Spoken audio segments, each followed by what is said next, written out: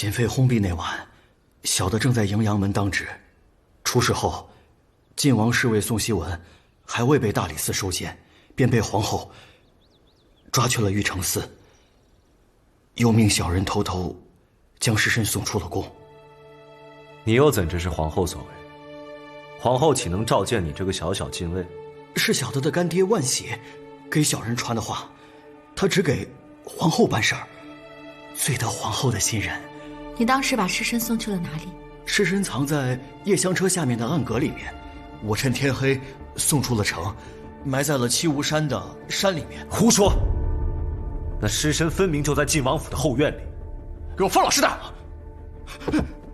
小的绝对没有胡说，小的真的把宋希文的尸身埋到了山里面，小的也不知道那尸身怎么跑到晋王的府里了。那你又怎么能够确定死者就一定是宋希文？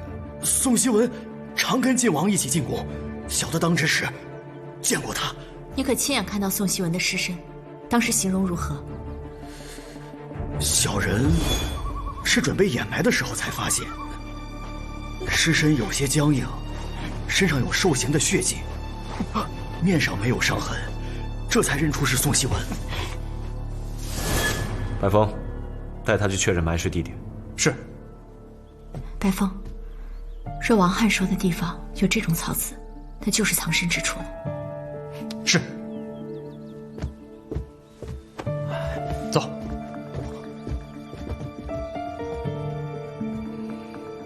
王翰应该没有说谎，这是我在初检时从尸身上找到的。像乌饭子，具有安神止咳的作用，一般都生长在深山老林里，绝不可能出现在晋王府的后院。我当时就怀疑那尸身被人动过，但是李慕云在场，我就没说。没说是对的。我曾怀疑过晋王凶案与皇后有关，若是宋希文之死真是皇后的手笔，那晋王兄就还有翻案的可能。只怕到时太子的储勋之位定然不保，若是李慕云未加以阻拦，钟永后必不会放过你。只要我们在一起，多大的风雨我也不怕。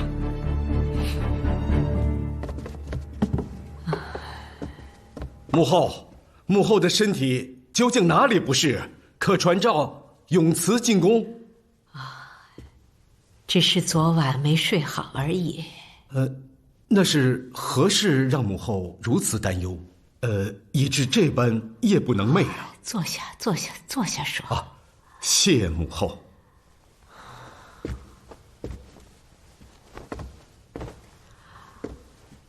哟，这一转眼，连你都两鬓斑白了。我这身子骨是一天不如一天，也不知道能撑到什么时候。原本想有灵儿做你的臂膀，我也可放心，没成想他却走在了我的前头。今日叫你来，就是想和你商量一下，尽快让七郎袭爵，也好替他父王护着你。你意下如何啊？既要袭爵，正好，离儿做翼王世子也已多年，趁这当口，索性将他兄弟二人一起册封了。你对离儿真是视如己出啊！离儿是朕的义子，朕自然着意偏宠些，也是为了还翼王当年舍命相救之恩呐。这说来说去啊，都是命数。那我要你保证，日后不管发生什么事情，你都会善待七郎。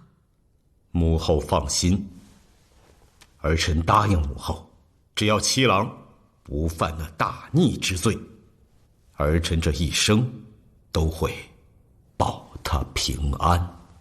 好，这我就放心了。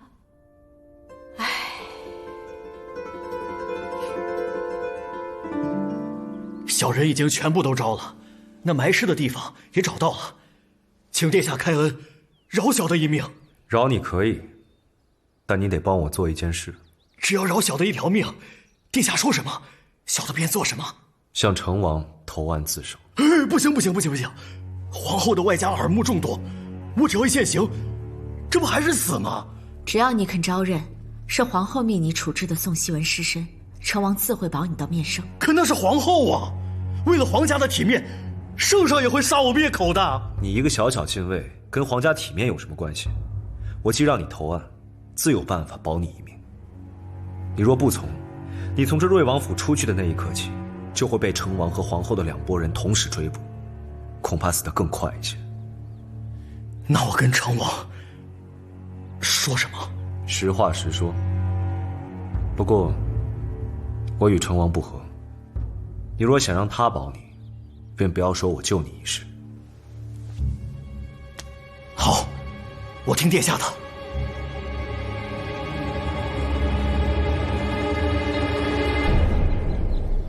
宋希文死了这么久，为何到现在才来投案自首？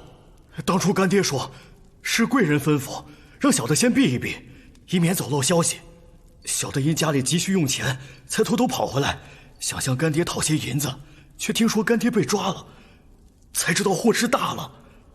那宋希文身材高大，死身又重，你一人是如何悄无声息地将人处置的？小人接手的时候，那宋希文的尸身已经在夜厢车里面了，和我对接的是一个叫康博文的内侍。李嗣清一查便知。你所言可属实？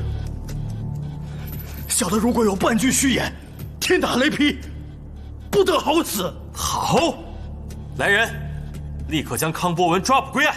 是。启禀殿下，北岳叶挺的水井里面发现了一具内侍的尸首，据称是叶挺主管康博文。什么？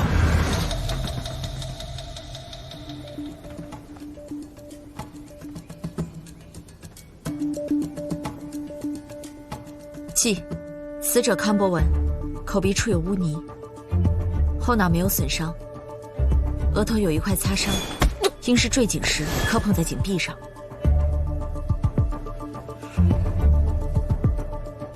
记，死者的鞋底有些许青苔与淤泥，但井边的青苔却只有踩踏，没有滑倒的痕迹，说明死者并非意外滑入井中。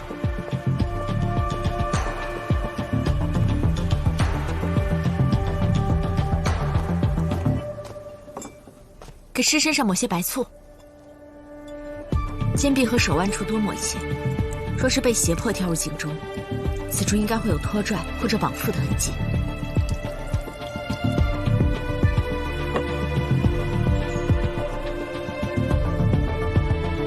全身骨骼完好，只有几处擦伤。我要切开胸腔，查验下真实死因。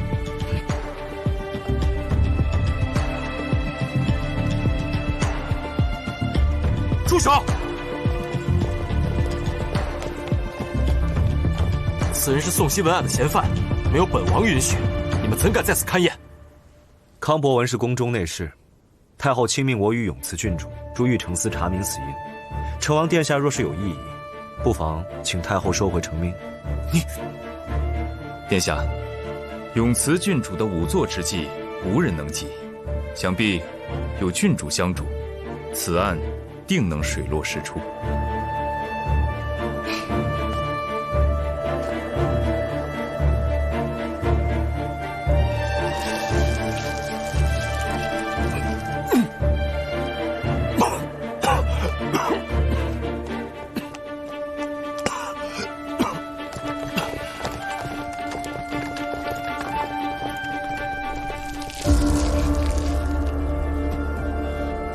死者肺部有积水，应是漏水前还活着，确实是溺水而亡。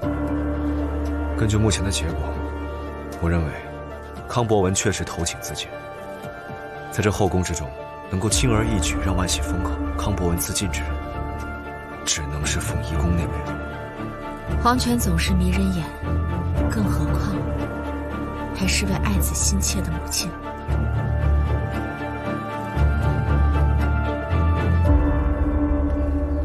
退下。后，康伯文投井自杀，尸首已被找到，是秦九做的勘验。康伯文投井自杀，与你有何干系？严启抓住了王翰，是他供出了康伯文，还供出了是母后命他处置了宋希文的尸首。可是真的？一派胡言！我本是好意放走那宋希文，我怎知他会遭人毒手？严启以为随便抓几个下人，就可以随意攀扯撼动你太子之位，没那么主意。母后，我们不争了好不好？大不了我不做这个储君了。才敢说一句不争，我就死在你面前。只要一息尚存，我们就要力争到底。你只有坐上那个位子，你才能为你父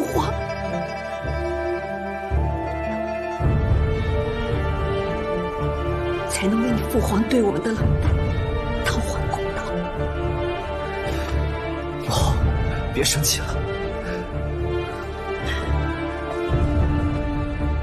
儿子知错了，儿子知错了。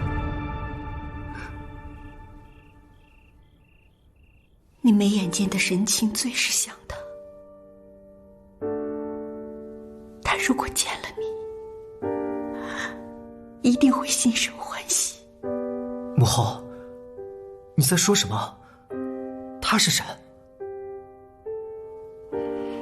自然是你父皇。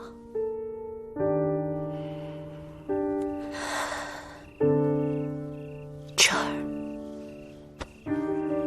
你记住了，只要一息尚存，就必须力争到底。儿子记下了。你发誓，就算有一天母后不在，你也一定会做到。母后，发誓。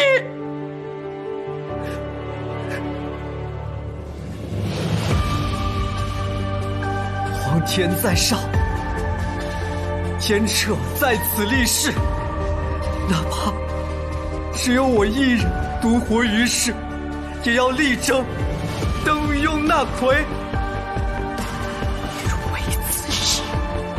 如为此事，让我永堕畜生道，永世不能投胎做人。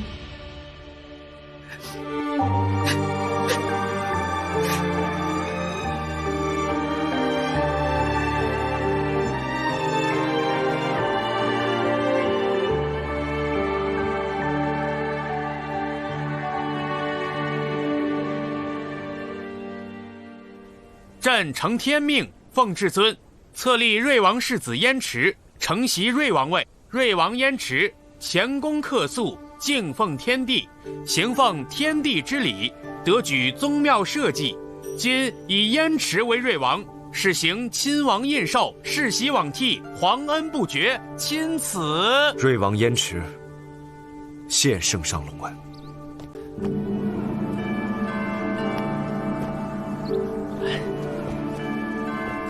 瑞王殿下，袭爵大婚，双喜临门，老奴在此祝您与永慈郡主早生贵子，白头偕老。七哥，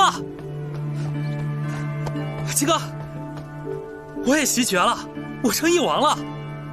圣上不会再逗着我玩吧？圣上亲口预言，因为能跟你一样胡说八道。对，就算是逗着我玩，也是说了算的。老奴恭喜义王。圣上对义王报以厚望，不日将派去吏部历练，义王可要争气呀。老奴告退。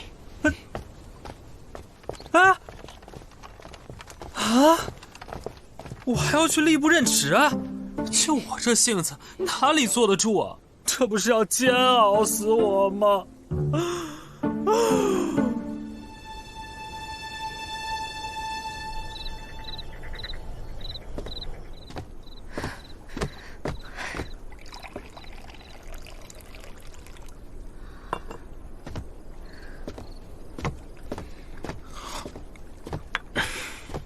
义王殿下怎么闷闷不乐呀？难道是当了王爷还不满足，想上天飞龙？你从背影就认出是我，不是七哥。别说是背影了，就算是光着我也……我去给七哥道贺。宁儿，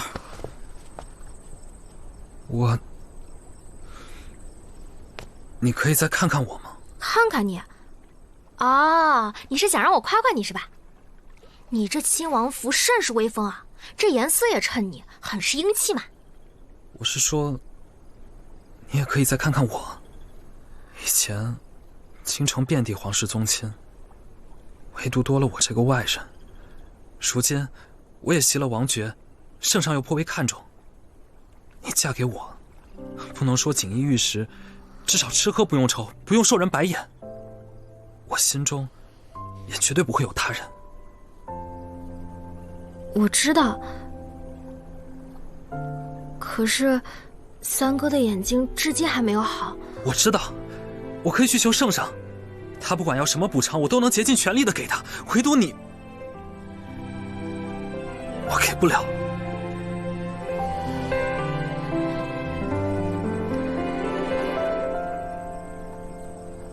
这是拉钩。你不要去求圣上了，我也不随便嫁给别人。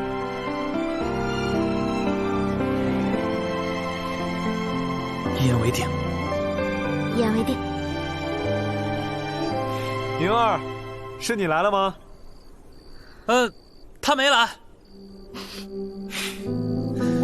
永不离，永不分离。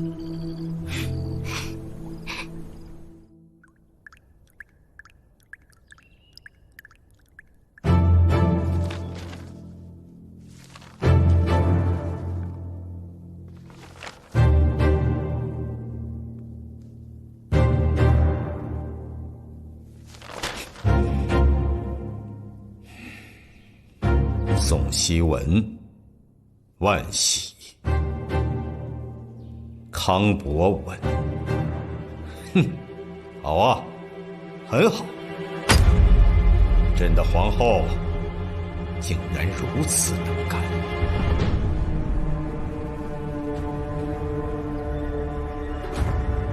传旨。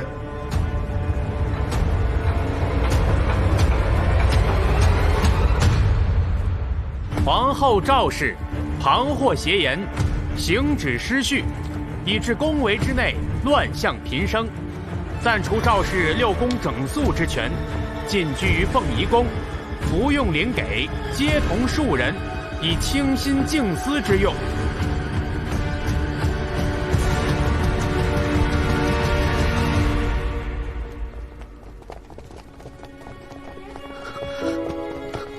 等等。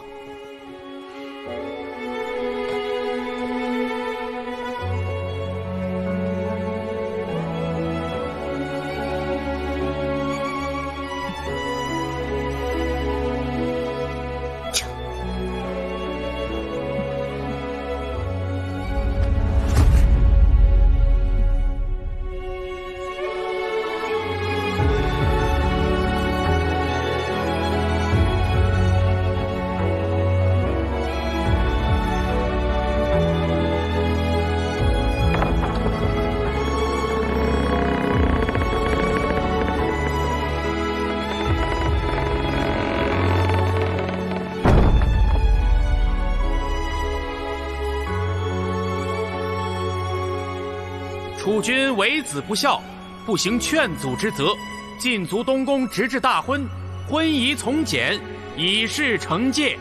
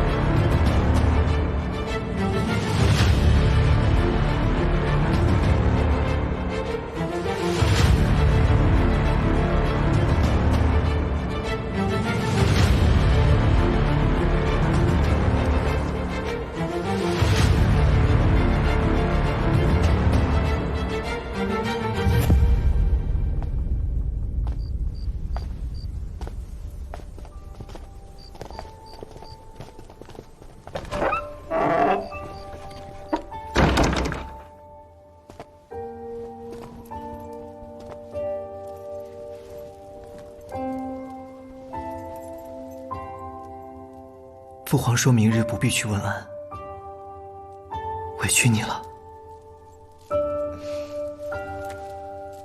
不过是一时的风浪，很快便会过去的。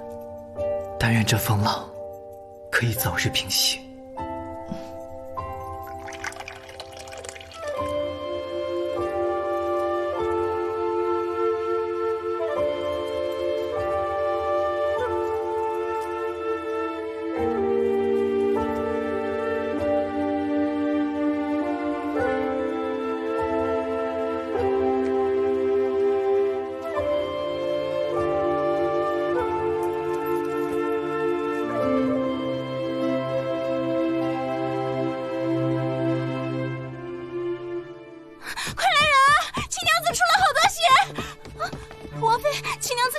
秦香不过是个侍妾而已，不就是怀了一个孩儿吗？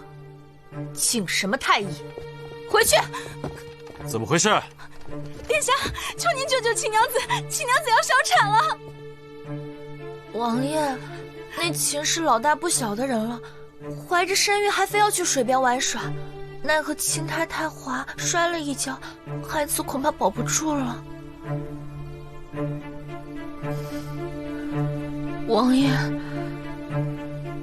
你要骂我就骂吧。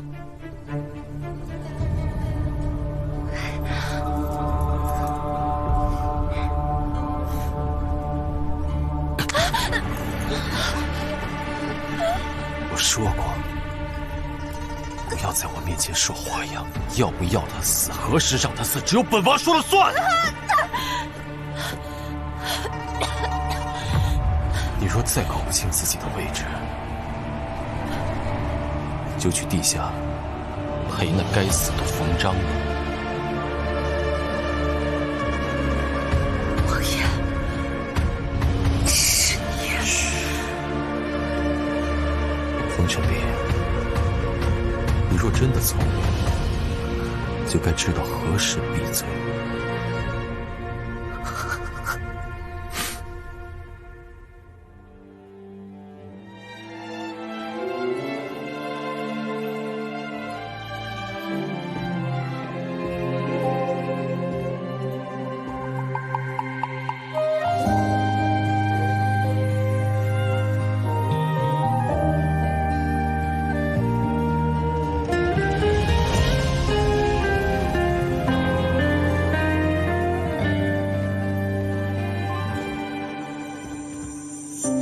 深深一个印记，是你在心底，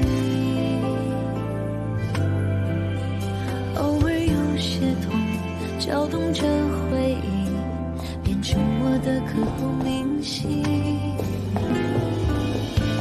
漫漫一生旅行，从没能定义相逢的意义。故事未结局，眼泪也不是唯一。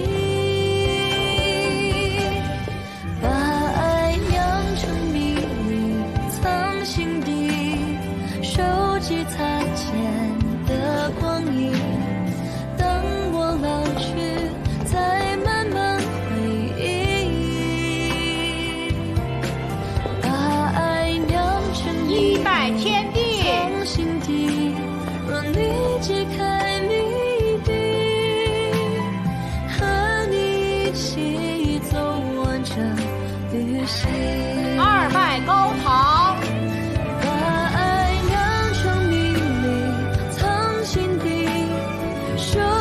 擦肩的光阴，夫妻对拜，再慢慢回忆，把爱酿成秘密，藏心底。若你解开谜底。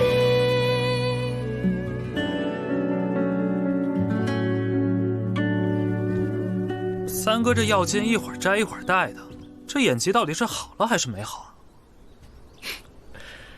自从永慈失真以后，我偶尔也能隐隐失误了。只要天光不强，不带药金，也不会像以往一样刺痛。看来痊愈有望啊！恭喜三哥了，也恭喜我自己。这是我为三哥四处寻摸的好药材，望三哥早日康复，不，速速康复。什么好药材？啊！什么脏东西？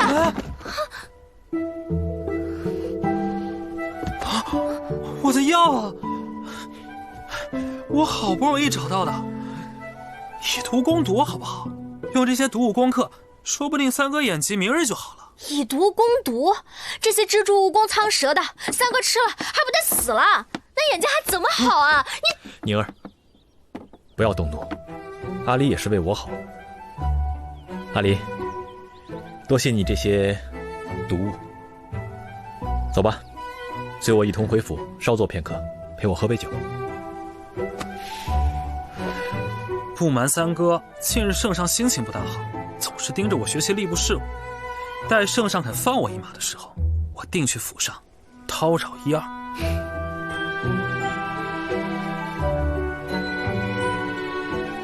去吏部行走，向来是皇子历练必经之路。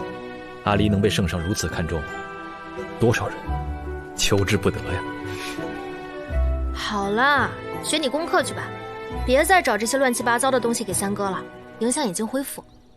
是，我多此一举，行了吧？我一定会给三哥找到更好的药材。告辞。走了。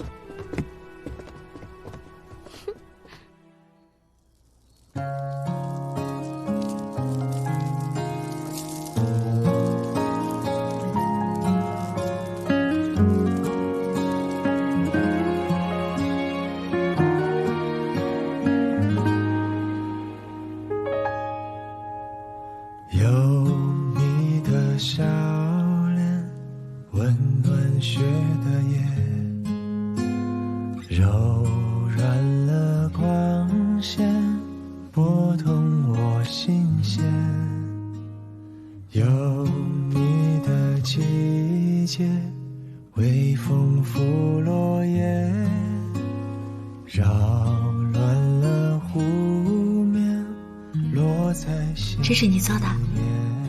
当然，我亲手为你做的。此爱不曾遇见，直到你来我的世界，写下了姻缘。你送给我的晴天，让未来有画面。当我贴近你，才发现此爱已绵绵。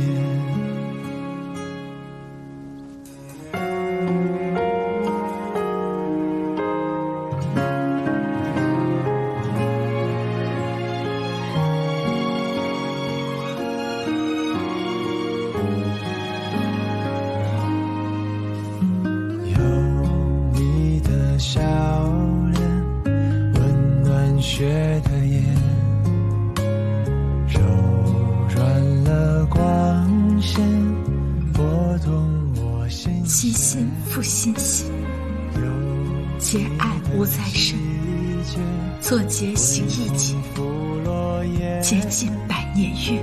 扰乱了湖面，落在心里面。一人穿过风雨多少年，此爱不曾遇见，直到你来我的世界，写下了姻缘。我心中所求，就是和你有一个家。如今我已经得偿所愿，其他的都不重要。当我贴近你，才发现此爱已绵绵。当我贴近你，才发现此爱已绵绵。这段时间，我总有些心神不宁，总是看不清圣上究竟想要做什么。你是说，圣上只是暂时把皇后幽闭在宫中，并没有打算废黜？废后动摇国之根本，不仅要有确凿证据，还需要朝堂的建议请表，才能顺势而为。以圣上对太子的严苛，此番禁足只是暂时之举，废后是迟早的事。你是怕圣上是想利用晋王案来废后？我也不知道。皇后始终不肯说为何要杀宋熙文。若是圣上要以此废后，直接重启晋王案便是。为何要让成王去查宋熙文之死，令他与太子手足相残？还有燕离，为何圣上要将燕离放在吏部那个令人瞩目的位置上？以圣上的眼力，绝不可能看不出燕离既不适合，也不情愿做这份差事。莫非是圣上打算立成王为太子，用燕离做磨刀石？我总觉得真相就在眼前，可就是找不到头绪。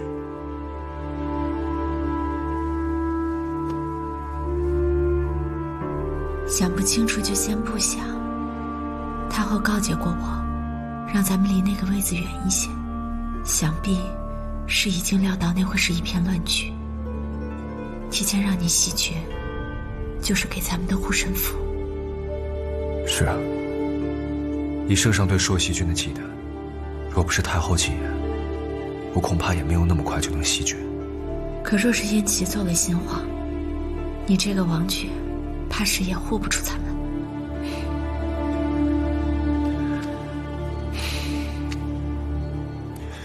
放心，他不会有这个机会的。先睡吧，养精蓄锐，才能好好对付豺狼虎豹。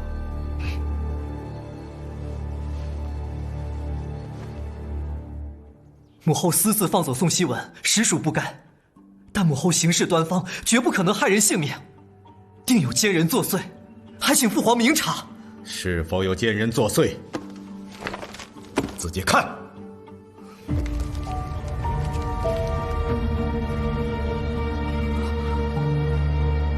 不，母后绝不可能骗我，母后不可能做这样的事情啊！父皇，眼前证据确凿，你竟然还如此冥顽不灵！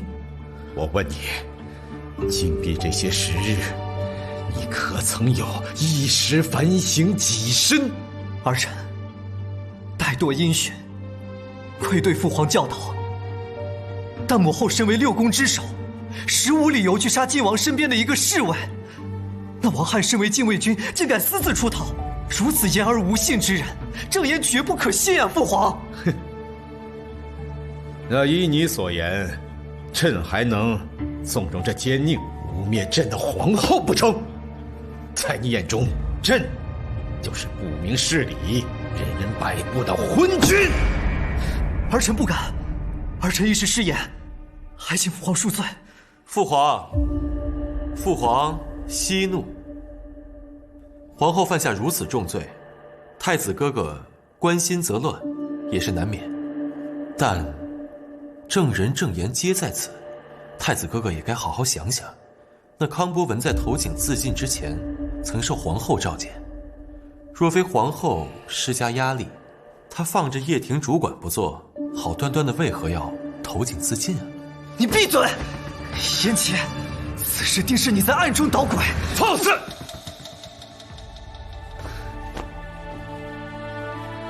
朕如今还活着，你就敢如此张狂？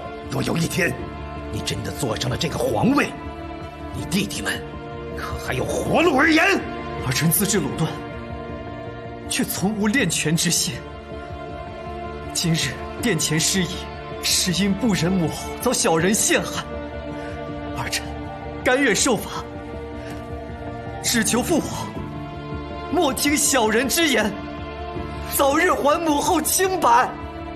你个混账！我看你早已忘了终为何物。拟旨：太子燕彻行事偏私，弄性上气，不敬朕言，御前失仪。若以此不忠不悌之人为君，欺辱祖业何？自今日起，被燕彻君之位，全进宗正寺。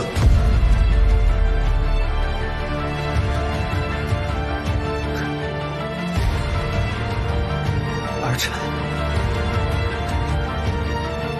谢父皇有恩。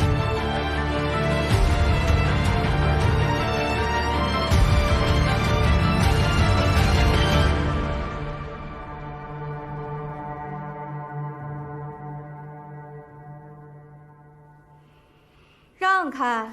我要见皇后。贵妃娘娘，没有圣上手谕，任何人不得进入凤仪宫。不进就不进。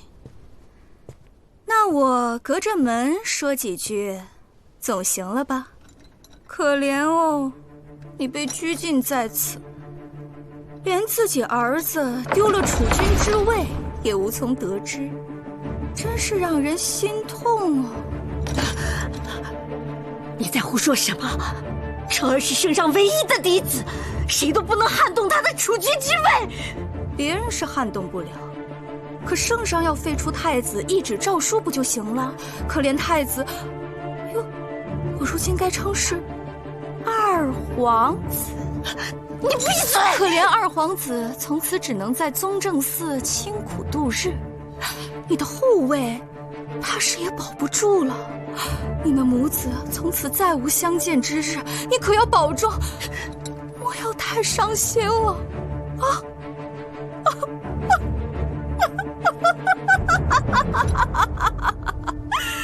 莫要太伤心了！你个疯子，你回来！你回来！开门！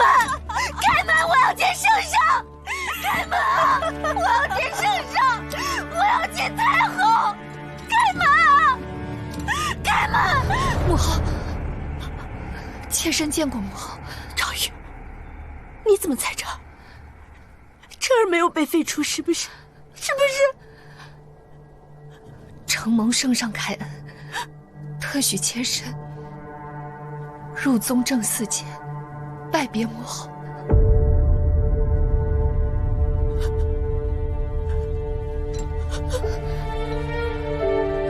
母后，他果然动手，事发突然，眼下绝不能束手待毙。母后可有良策，救太子于危局中？时间紧迫，母后尽快想法子，儿媳好让家父从中斡旋。好孩子，我果然没有看错你。只要有太后在，圣上一时还不敢动车。可是朕王一定会趁机赶尽杀绝。最重要的是，让彻儿马上离开宗正寺。只要人还在，一切皆可徐徐图之。好。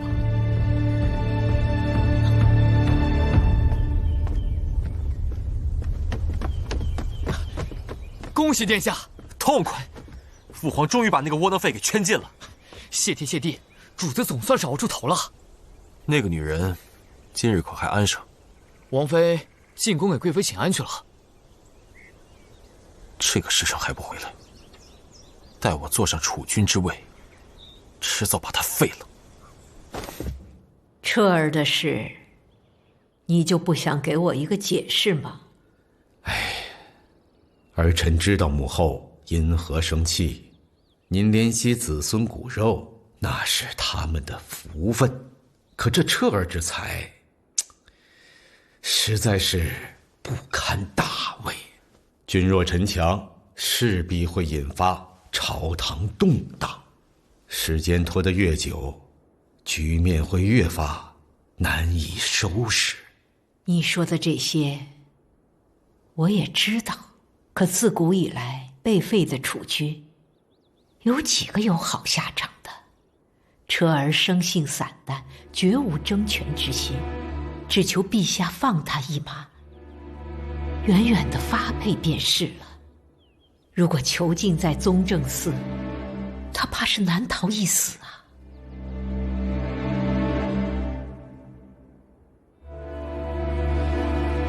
儿臣自会斟酌行事。今日还有些折子，尚未批完，儿臣就不陪母后用膳了。还请母后安心将养。怀儿，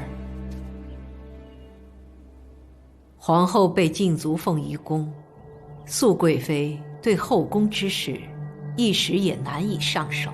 从今日起，后宫之事就由我来处置吧。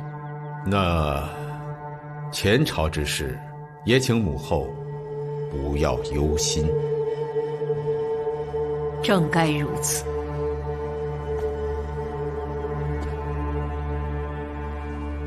有劳母后了。母亲回去。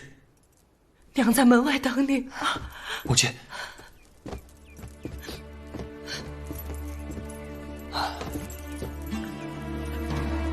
这是皇后给国舅赵将军的信，拜托父亲尽快送到北府军中。究竟出了何事？太子急于为母后辩白，顶撞了圣上。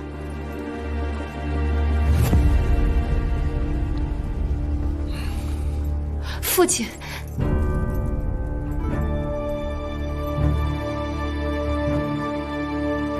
好，我即刻派你兄长亲自去送。母后说，务必先保住太子性命，再谋后事。为父知道清楚。女儿先行回宫。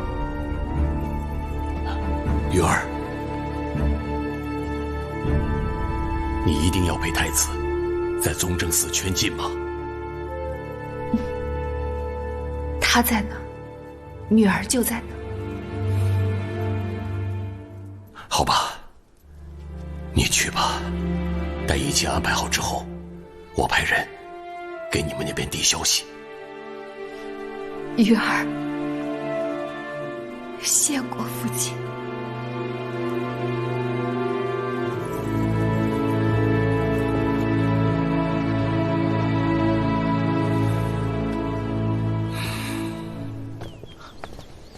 恭送陛下。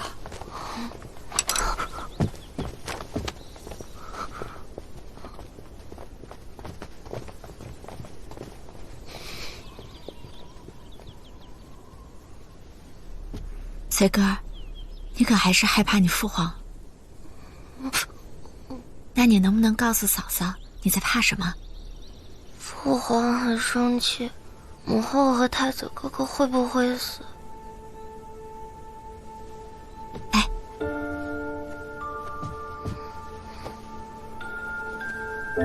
随哥儿，不怕，皇后和太子他们只是做错了事，你父皇只是不让他们再当皇后和太子而已。如果人能不死就好了，人死了就再也不会说话，不会动，就像我母妃一样。秦妃是天上的仙子，你长大了，她当然要回去了。人死不可复生，更不会回到天上去。嫂嫂不必哄我。随哥儿，小婉儿，太子哥哥为何被关进宗正寺？他那般风雅的人，怎会殿前失仪？这不是咱们该议论的事。啊，对对对，不关咱们的事少打听。随哥儿，你可别学我呀。你可去看过太后了？还没去呢。三哥托我来请你和七哥去他府上，他说有事相求。请我们俩？不是叫我去诊病？三哥特意嘱咐让你带上5座香。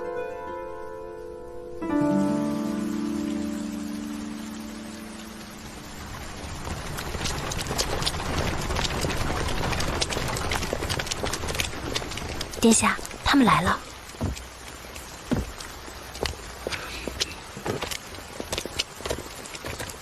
贤伉俪新婚燕尔，冒昧打扰，实属无奈。七郎，你不会怪我吧？三哥说笑了。三哥的眼睛可有好转？多亏永慈救治，双目已有好转，只是仅可在光线昏暗处大致看清。三哥为何要我带上5座香？若有官非，还是先报官为好。事关多年前信王府的一桩私事，未查清真相前，还请永慈和七郎帮我保守秘密。理当如此。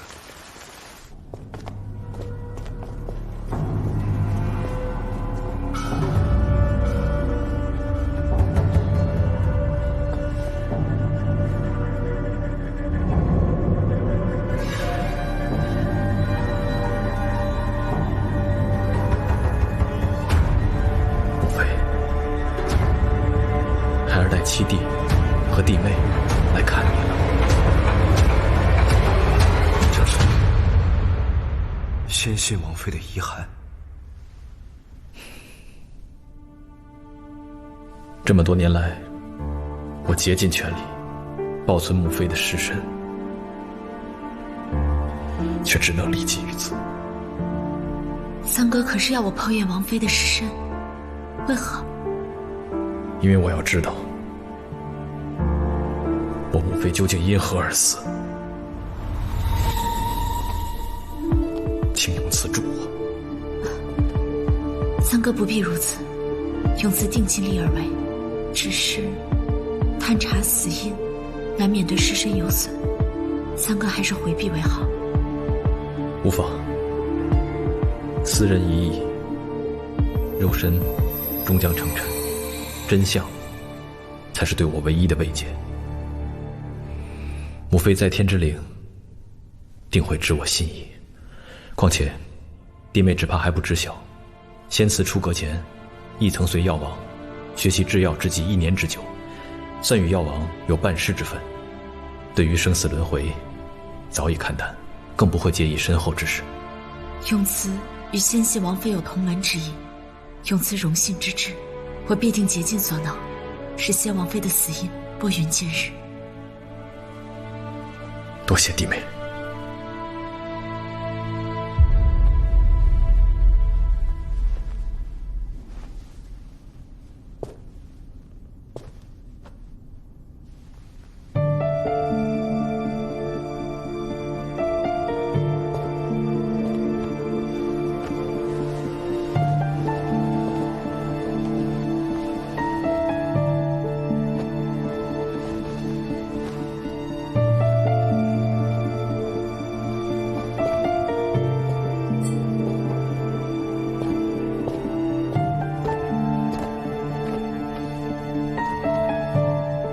头骨完整，肌线不明，小而轻薄，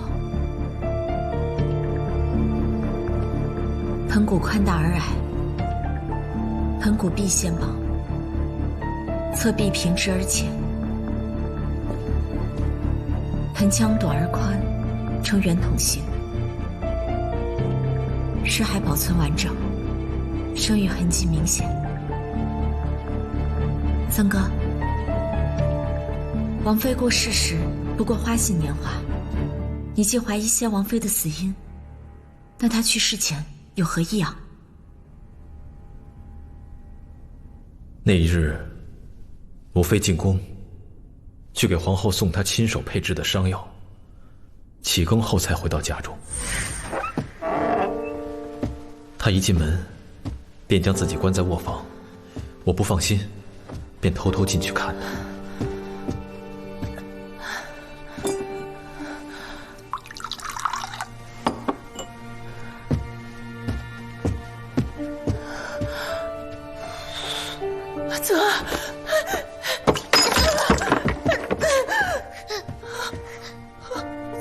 母妃先只是心口疼，而后眼睛便看不见了，很快耳朵也听不见。临终前无感进食，吐血不止。短短1夜间，人便没了。太医来了，却说我母妃并没有中毒迹象，但自那日后，我的身体还有我的眼睛便一日不如一日。那太医可曾查验过那杯茶？太医既说并非中毒，又怎会查验这些琐事？我可否为王妃抛尸验毒？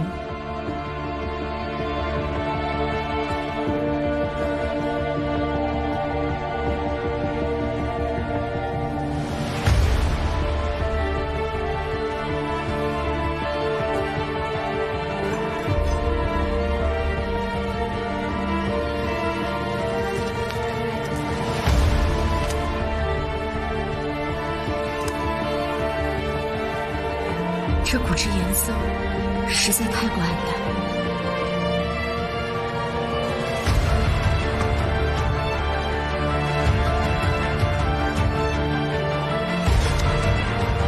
用我的？不，该用我的。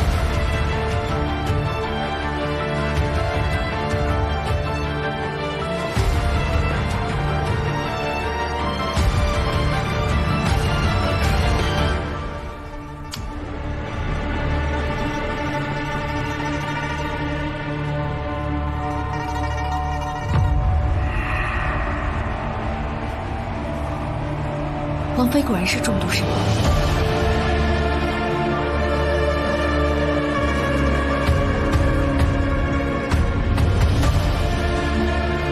困扰我多年的疑惑，终于解开了。多谢帝位。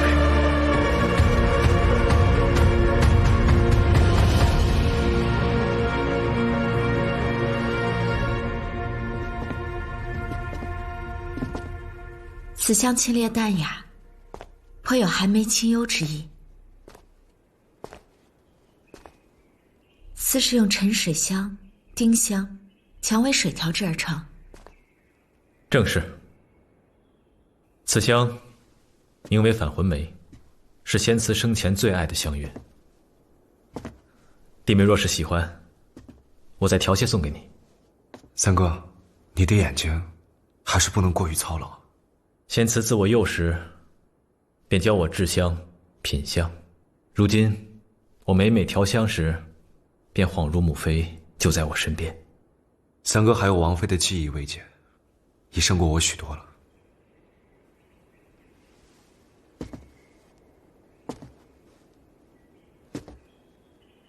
七郎，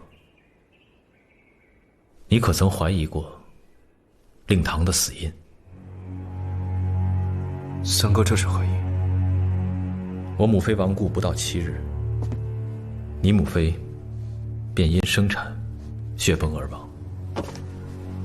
他们生前是闺中密友，又几乎同时遭遇横死而亡，未免太过巧合。太后与先父从未与我提及此事。当年王叔将刚满100日的你交与太后，独自一人去了朔溪。京城内谣言四起，说是王叔觉得你并非他的血脉，才弃你不顾，一怒之下回了朔溪。若非操纵，又怎会有如此一致的谣言？胭脂，流言止于智者，这些小人伎俩，在父王的忠肝义胆面前，不堪一击。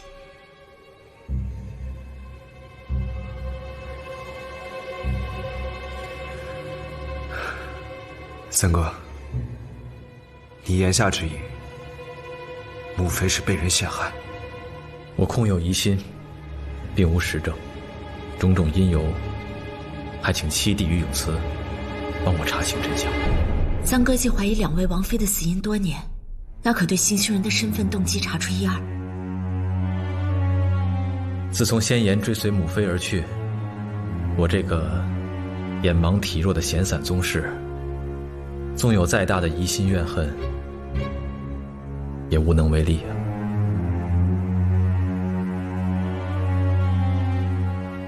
若七郎和弟妹能帮我解开心中的困惑，三哥感激不尽。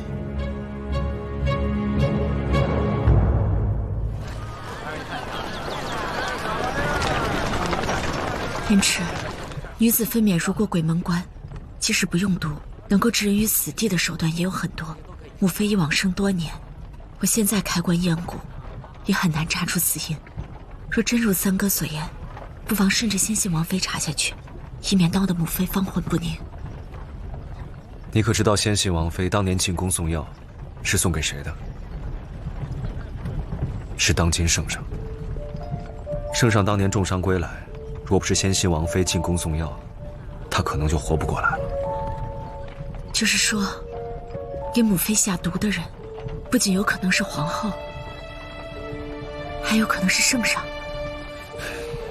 这点我也想不明白。按理说，先姓王妃明明救了圣上，圣上和皇后又有什么理由去杀她？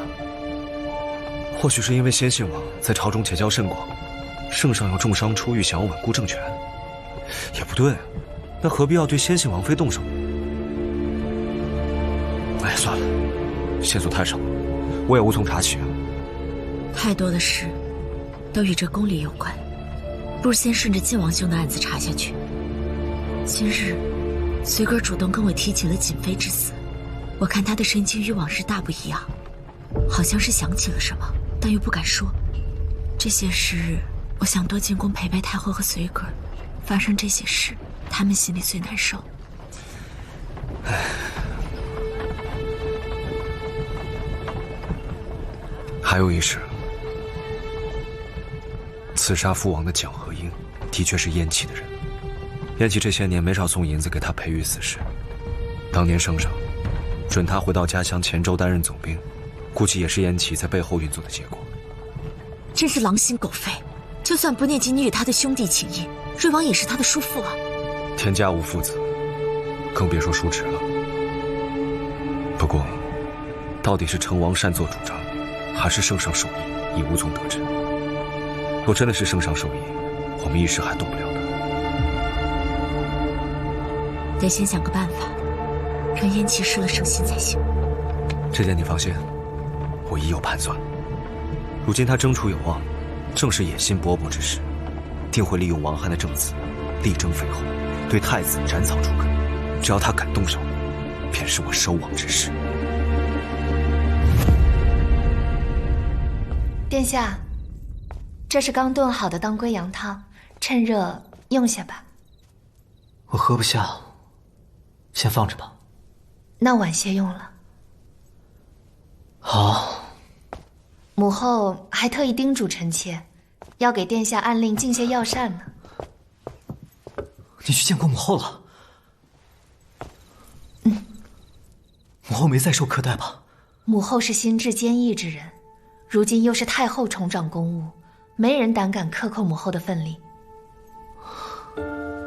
母后望太子稳住心神，过些时日，自会有人为咱们彻底化解危局。我已托付父亲把母后手书送往国舅军中，殿下千万莫自暴自弃了。辛苦你了，赵云。只要殿下安好，臣妾再辛苦，也甘之如饴。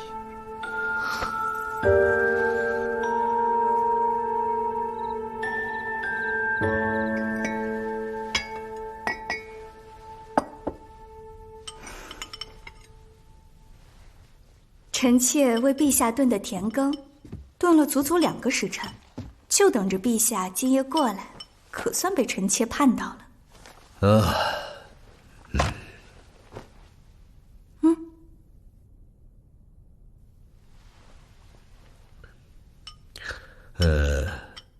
爱妃这田羹为何做的总是如此清淡？若是再甜些，岂不是更好？吃得太甜，臣妾怕自己的容貌有损了。哎，爱妃一直是这宫中最好看的女子。圣上如此称赞，臣妾便是立刻死了，心里也是觉得欢喜的。哎呀，朕今天着实有些乏了，咱们早些就寝吧。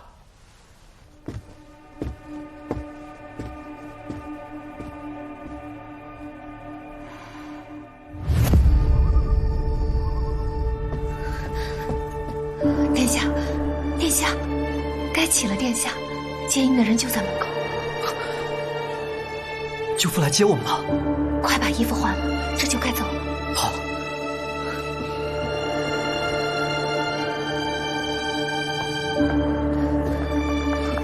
赵远，你怎么还未更衣？殿下，我不走，我从未习武，不善骑马，也跑不快，跟着是殿下的累赘，我留下来也好拖延片刻，能耽误一些总是好的。不行，留下太过危险了，跟我走。殿下，我好歹也是中永侯府的嫡长女，他们不会拿我怎么样的。殿下，快走吧，走吧。我若能平安脱困，定然会来接你。走吧。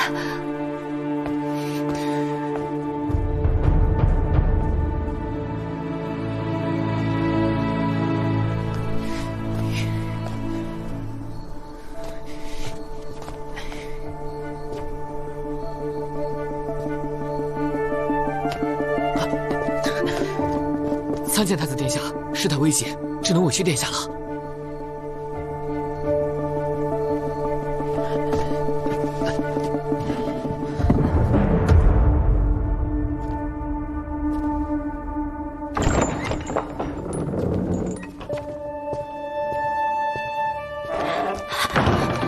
如何？太子殿下已与奸人会合，顺利离开禁所。太子妃主动留下为太子遮掩。中永侯府此番功不可没。太子既已脱困，皇后娘娘你也想法子避一避吧。万一内监宋早膳时察觉此事，上上定会前来质问。我倒要看看，他究竟以何面目来见我。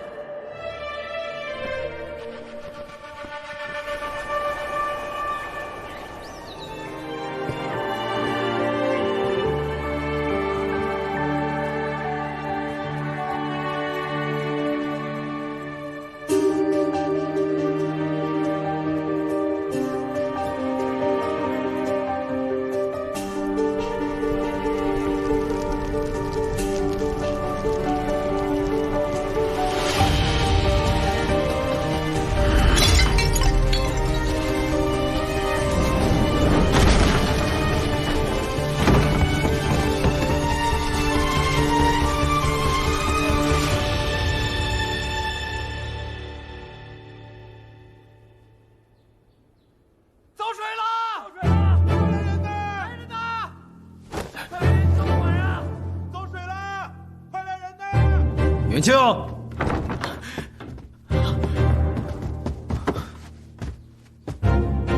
哪里走水？回陛下，看火光，应该是宗正寺方向。哎，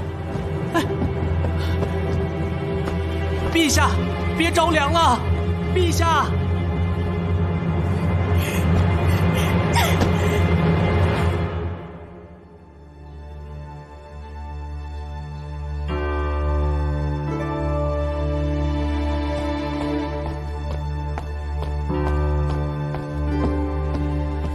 启禀父皇，宗正寺火势已灭，除二皇子的禁院受损较重，尚未祸及他处。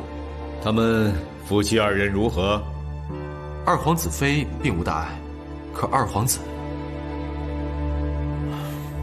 下落不明。儿臣在火场也并未发现任何的尸身残骸，真是荒唐！宫禁重地，居然莫名走水，这圈禁中的二皇子竟能无端失踪了？父皇放心，儿臣已查明，这火头是由二皇子的卧房处燃起的。可二皇子不在，儿臣不便询问二皇子妃内室之事。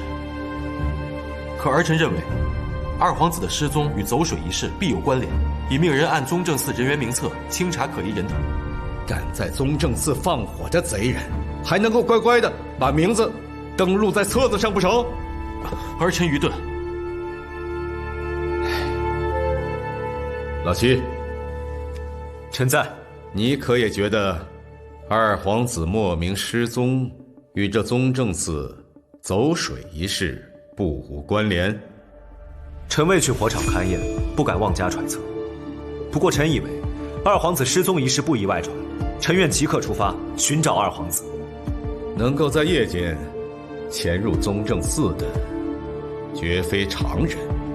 还是你带着永慈速去宗正寺勘察，务必要找到那纵火的幕后真凶。至于寻找车儿的事情，还是交给成王吧。臣遵旨。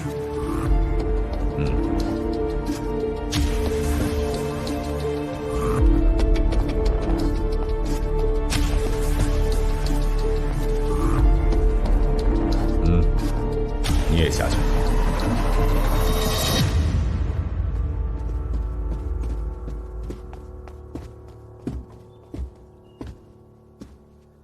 来，起来。多谢父皇。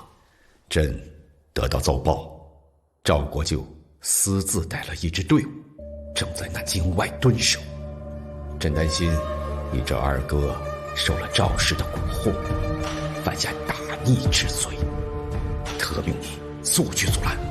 若是他真的起了异心，那就别怪朕不念这父子之情了。儿臣愿为父皇分忧。你很好。如今朕只你一个成年当用的皇子，万一事有不协，你一定要以自己的安危为上。父皇关爱如此，儿臣一定不负父皇厚望。去吧，儿臣告退。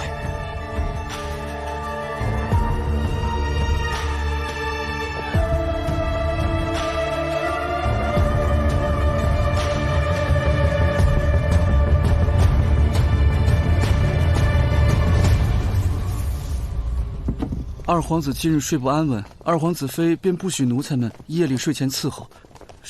是以奴才们昨晚睡沉了些，院中无人留守，直到闻到烟气，奴才们才赶来救火。那时二皇子已不见了。昨夜轮值的禁军何在？回瑞王殿下，这里只有奴才们留守，从未派过禁军守卫。知道了，退下吧。是。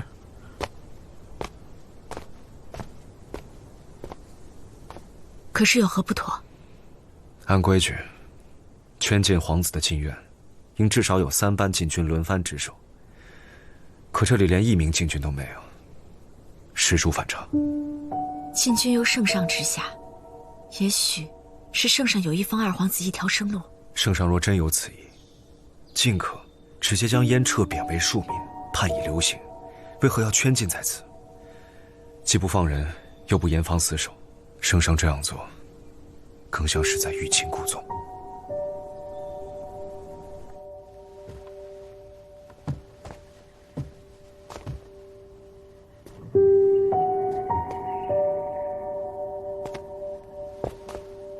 这应就是火场中心。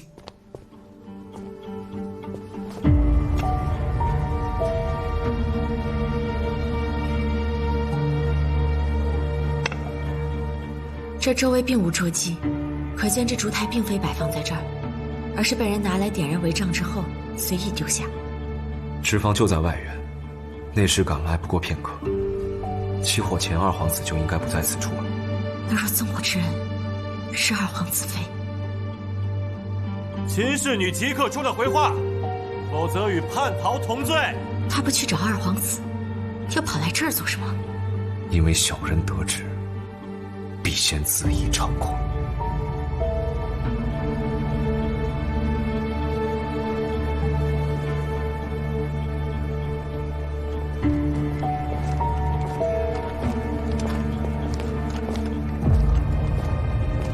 你迟迟不敢出来，怎么？觉得丢人，无颜见人了？成王殿下慎言，即便二皇子被废圈禁，我依然是你二皇嫂，你理当尊重我。二皇嫂，你配吗？你纵火协助废太子私逃，只配自称罪妇秦氏。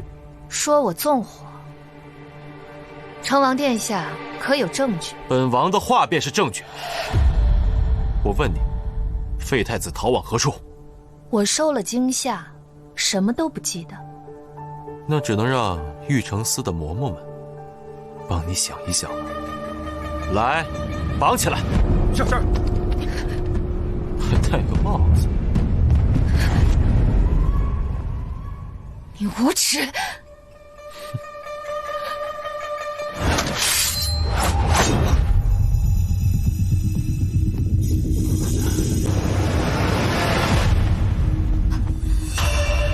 成王这是要公然殴打宗亲贵眷吗？叶芷，你要干什么？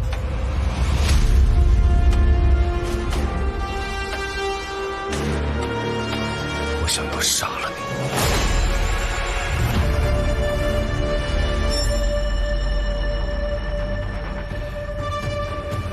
你想清楚了，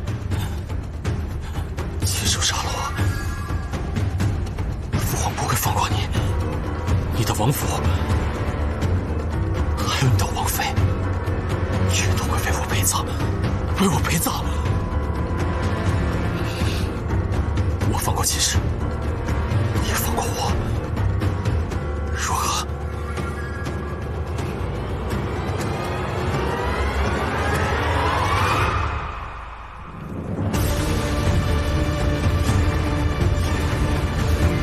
坚持，圣上还在等开眼结果。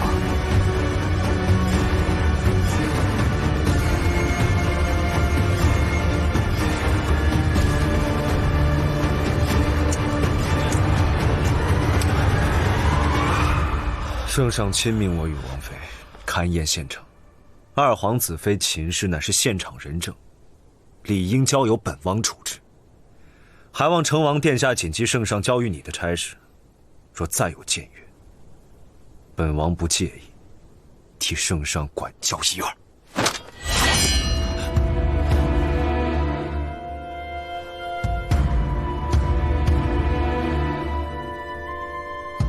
本王记下了，下不为例。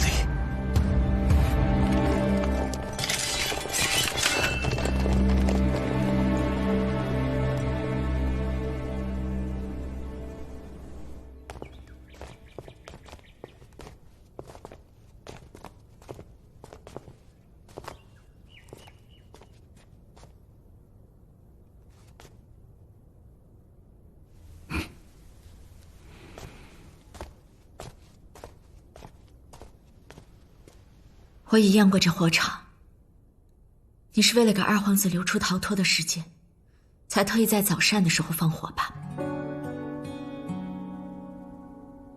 此事瞒不了人，就算不是我，也会有他人来勘验，得出人为纵火的结论并不难。你在行事之前，可有想过后果？想过，又能怎么样呢？若是瑞王遇险，你当如何？若能以你的性命为他争取一线生机，你做是不做？做。所以，我绝不会说出他的下落。我本就没想要活着，下狱还是消失，任凭圣上处置。我们若要拿你入罪，方才就不会从成王的手里保下你。但你可知，这罪责你一人顶不下来。圣上若追究起来，中永侯府满门皆性命难保。我知道，可我实在不忍看着他被活活困死在这里。即便我们甘愿在此了断残生，成王也绝不会放过我们。我别无选择，怪我不够决断。我若是在起火时自尽，就不会连累父母兄长。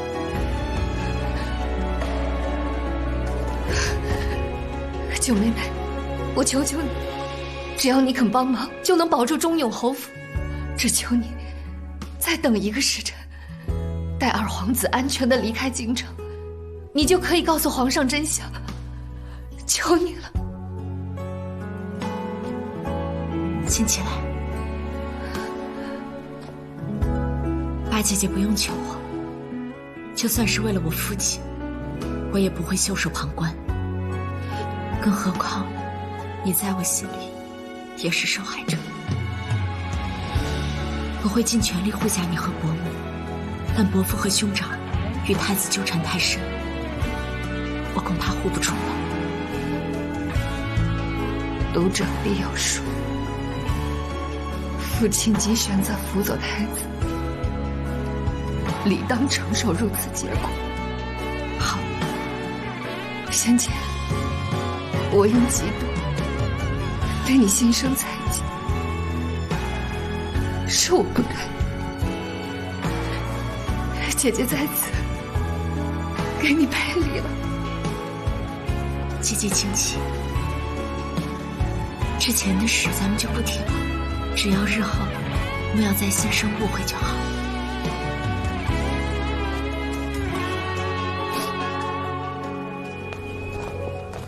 严离，西哥，怎么了？圣上可提起二皇子出逃一事？没有，圣上一早上都在处理政务，对二皇子只字未提。或许是想掩盖消息，免得朝臣人心浮动。宗正寺大火，人尽皆知，如若不阐明，才会使人心浮动吧？圣上不可能不知道。也许圣上是为了展现天威难测，偏不让咱们知道他想做什么。二皇子生死未明，再怎么展示天威，也不至于拿此事来作谈。那可不一定。三哥眼睛一直未好，还成天笑嘻嘻的到处跑，拖着我和小宁宁成不了欢，不就是为了显示他泰山崩于前而面不改色吗？也许正是因为我看不见，所以才不视则无惧，无惧则无忧矣。三哥身轻如燕啊，我竟都没有听到你的脚步声。三哥为何来此啊？本来还想问问走水一事，听你们所言，我还是不要惹火上身为好，全当我没来过。那就从未见过三哥。启帝，就冲三哥小时候没少为我挨雷劈，我定会为三哥保密的。哼，若不是我双眼不利索，你惹祸时，我比你跑得快。此话当真？那是自然。七哥，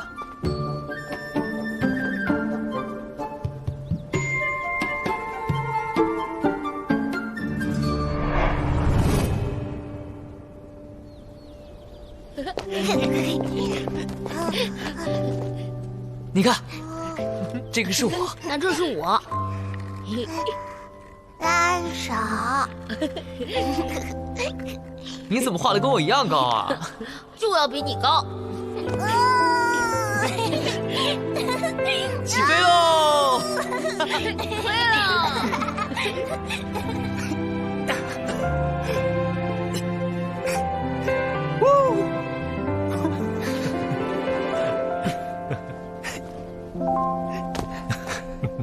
三哥，你随我来。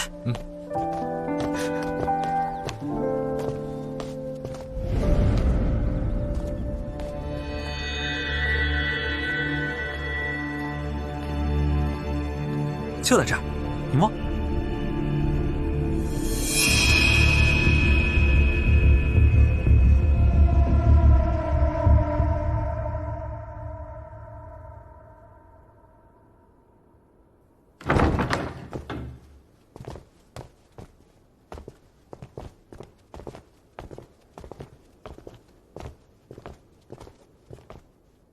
陛下亲至，罪妇赵氏还不快快跪迎圣驾？昭徽元年，是圣上亲封我为皇后。除非一纸诏书明诏天下废无后位，否则我依然是这天下最尊贵的女子。太后尚在，天下最尊贵的女人还轮不到你。如今，你兄长竟然擅自率领北府军吴赵进京，与你内外勾结，助二皇子潜逃，你还有何脸面偏居后位？我兄长奉旨统领北府军多年，忠君护国，从未有失。我所做一切，亦是为了燕氏皇族血脉正统，不容混淆。我有何不配身居后面？一个软弱无能、不堪为君的太子，即便是血脉纯正又如何？你若有自知之明，就早日自请退位，朕必保你母子余生平安。否则，别怪朕不念着夫妻之情了。夫妻之情？你我何来的夫妻之情？若不是为了彻儿的皇位，我岂能容你这么多年？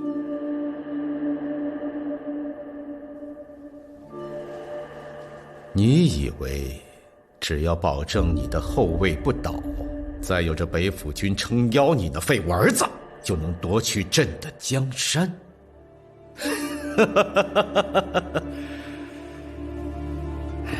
真是聪明反被聪明误。赵淑华，你也不想想，这宗正寺的防卫为何如此松懈，能让你的废物儿子如此简单顺利地逃之夭夭啊？你做了什么？哼！朕本已答应母后，留燕彻一条性命。他若不逃，只要母后在世一日，朕就不会令母后伤怀。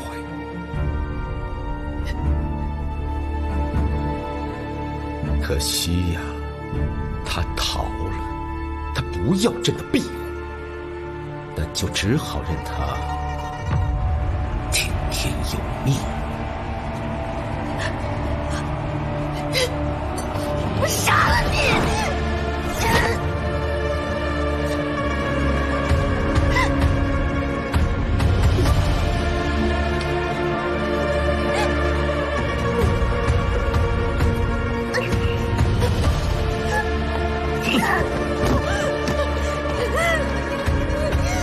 你这个恶鬼！你还活着！你放了他！你放过他！皇后不喜见光，收了所有灯烛，以后这凤仪宫不得见半天光亮。你别走，回来！回来！彻儿，我的彻儿。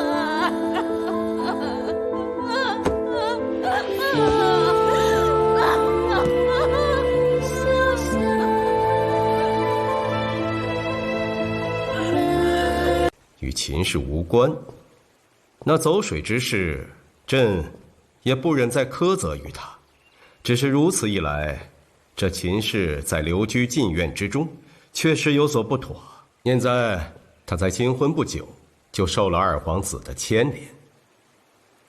这样吧，朕恩许他归于忠永侯府，安心静养，无诏不得外出，每日派太医为他看诊。永慈啊，朕施恩于他，也是看在你与他同出一族的份上，只是此事不宜对外声张，以免再生事端。是。谢陛下仁德。谢陛下仁德。近些时日，太后身体不适，你得闲便多进宫，去陪陪太后。是。下去吧。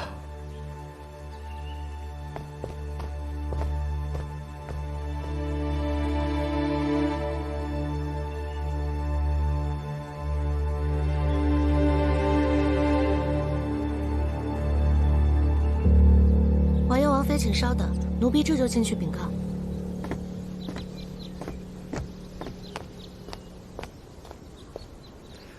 适才，你为何走神？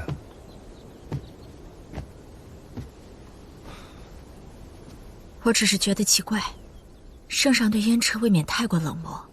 他可是圣上唯一的弟子，就算是恨其不争，也不该毫不关心他的去向。圣上既能恩允八姐姐归宁，却为何对自己唯一的弟子毫无怜惜？圣上未必是怜惜秦昭宇，而是施恩于曾经效忠二皇子的那些臣子们，以收拢人心，稳定朝局。他若是想稳定朝局，就不会让燕齐那种混蛋做储君。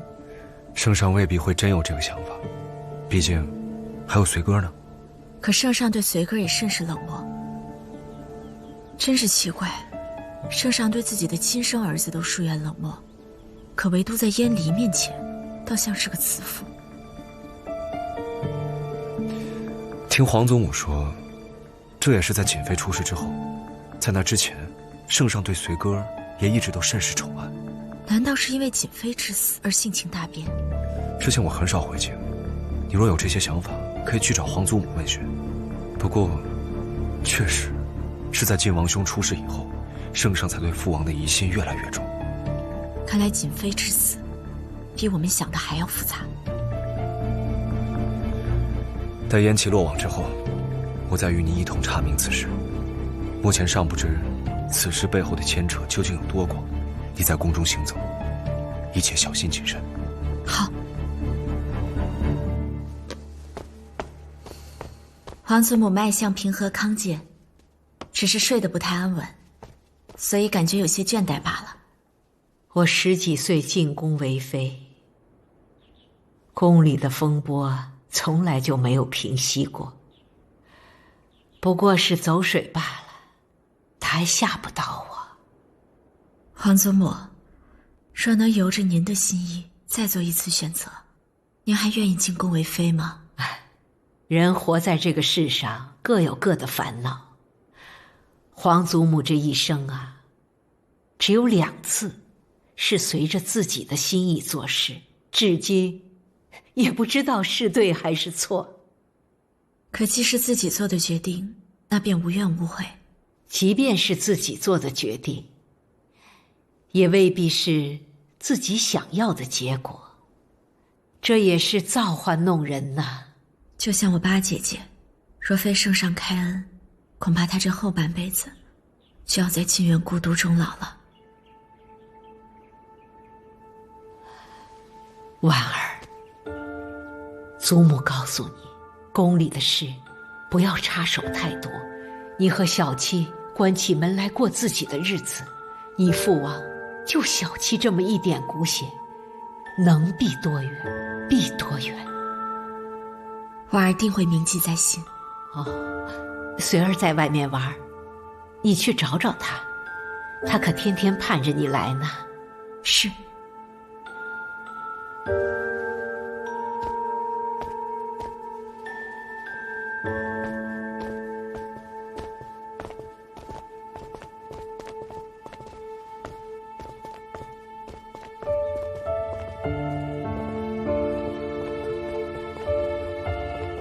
彻儿有消息没有？圣上会不会？有小内侍看见二皇子出宫了，身边跟着的应该是赵国舅手下的人。圣上答应过您不会伤着二皇子的，您就莫胡思乱想了。从昨天晚上走水到现在，他一直都没来看过我，他是怨我替彻儿求情了。我若早知道他如此铁石心肠，太后啊，圣上已是知天命的年纪，打理偌大一个朝堂，哪能还像从前那样日日来给您请安呐？若是我的怀儿还……太后，好，我说了，我说了。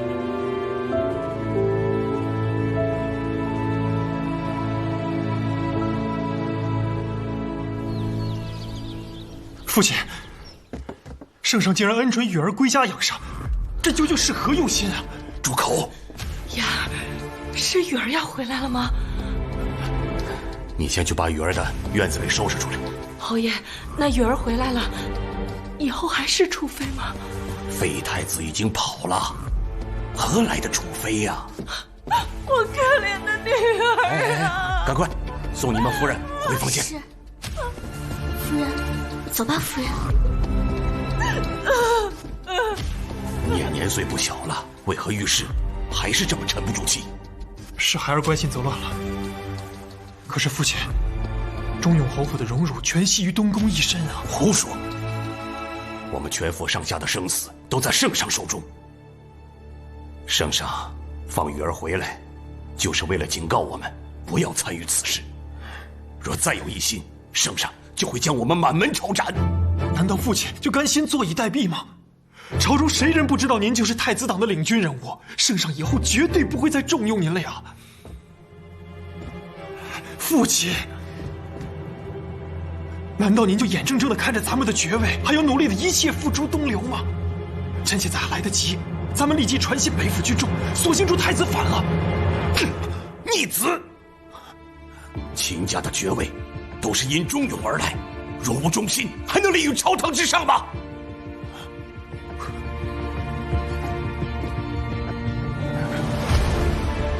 爵位再重，也重不过臣服上下的性命。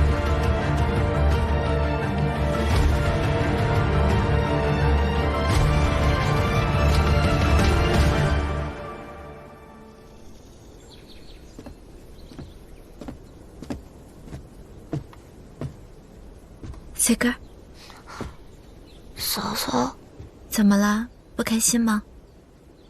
我想母妃了。来，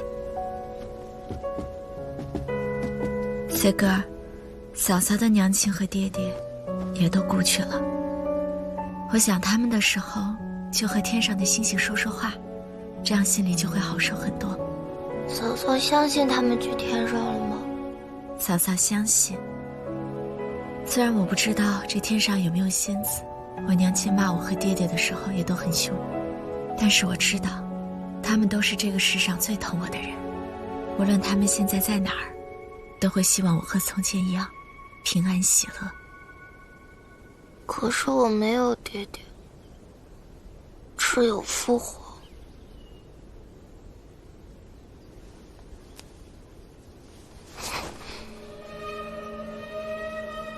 那是什么？给我们拿点点心。是。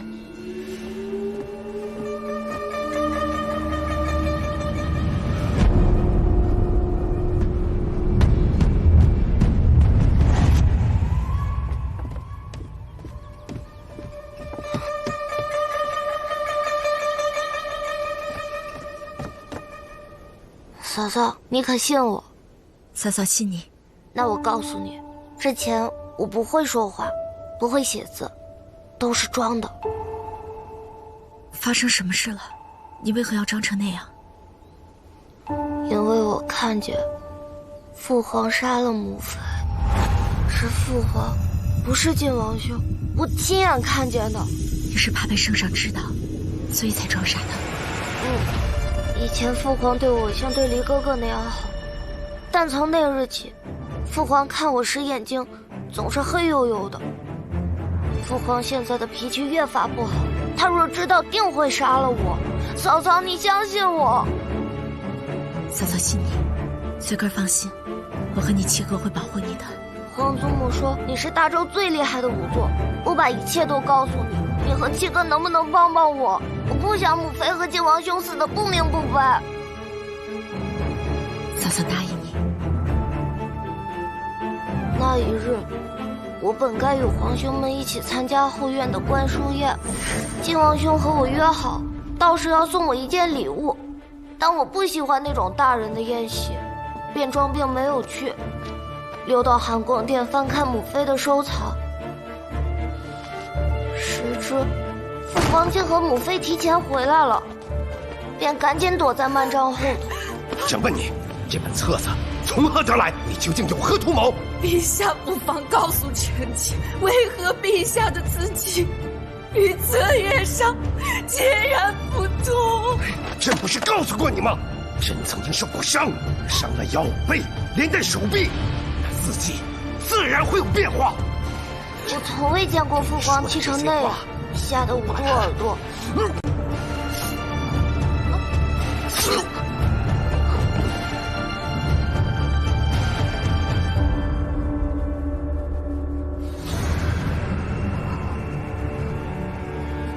随哥儿，靖哥哥来了。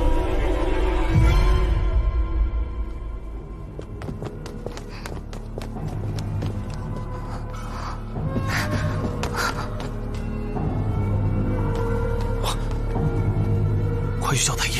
来，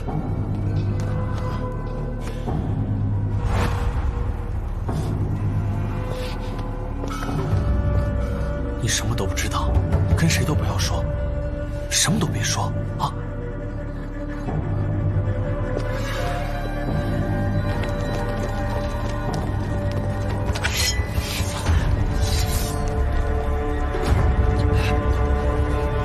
殿下。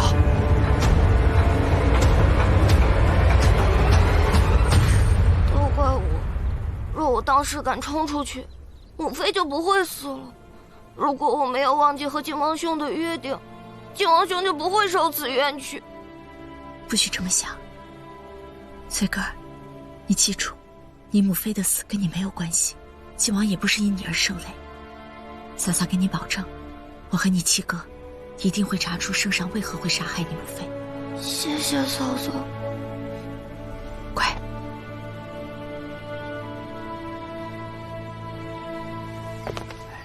多寿长氏，哎呦，又在晒棋谱啊！老奴恭迎瑞王、瑞王妃，九皇子殿下。哎，诚如瑞王所说，老奴也就能做这些杂事了。不知瑞王此来要找什么字帖，老奴这就……哎，无碍，钥匙给我，我自己去就好。那就劳烦瑞王了。你这把老骨头啊，就好好歇着。哎呦，多谢瑞王惦记。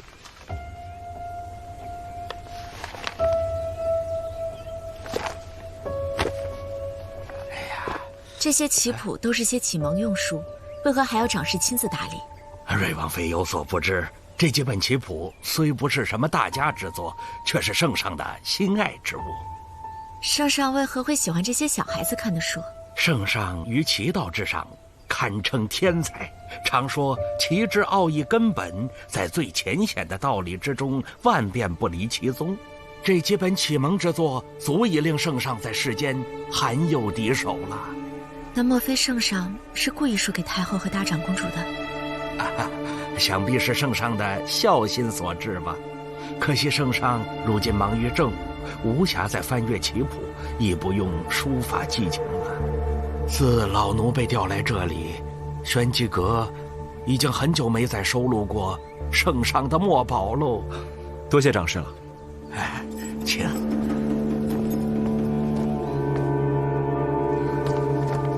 七哥，怎么了？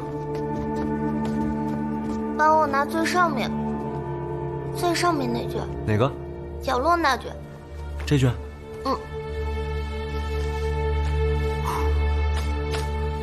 看来圣上的确许久未来此处，否则内侍们也不敢如此懈怠。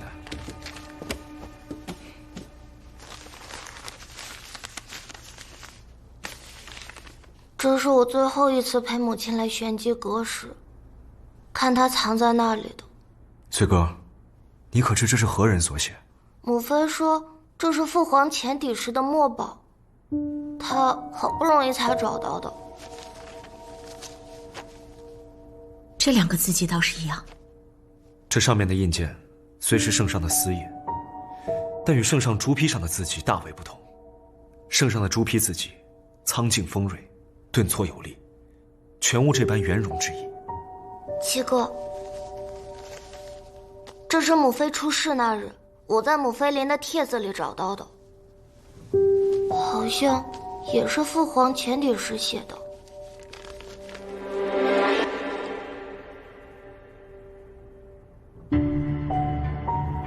字迹如出一辙。穗哥儿，圣上可知你有这字条？不知道，我从未告诉别人。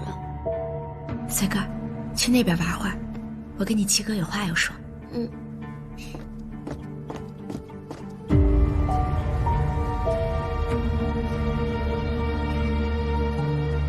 瑾妃招致杀身之祸的那本册页和历轴，定已被圣上清理。我还需细细比对圣上前底时期的墨宝，才好推断出圣上杀害瑾妃的真实情由。若若真如随哥所言，那就可以确定，靖王是为了遮掩圣上杀害瑾妃的事，才反遭嫁祸。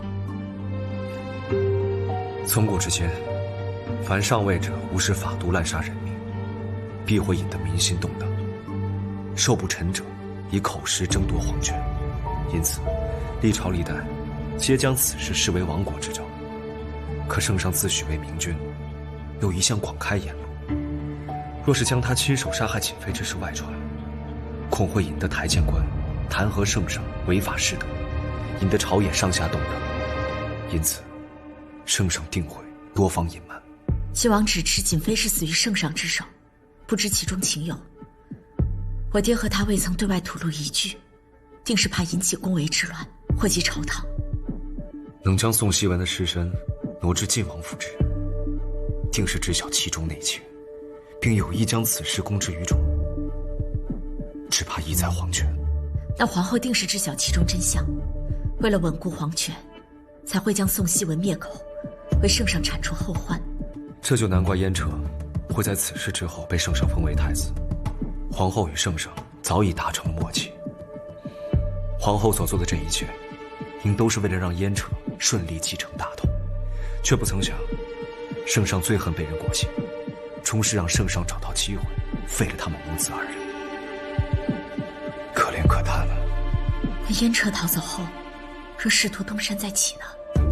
若真如你我猜测的那样，那燕彻就是圣上故意放走的。指望他不要落在成王手里，否则性命难保。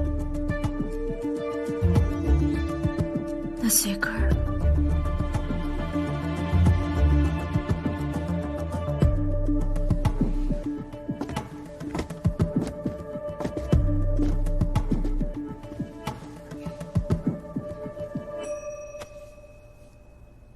七哥放心，我什么都没听到。像以前一样，一个字都不要说。继续装傻。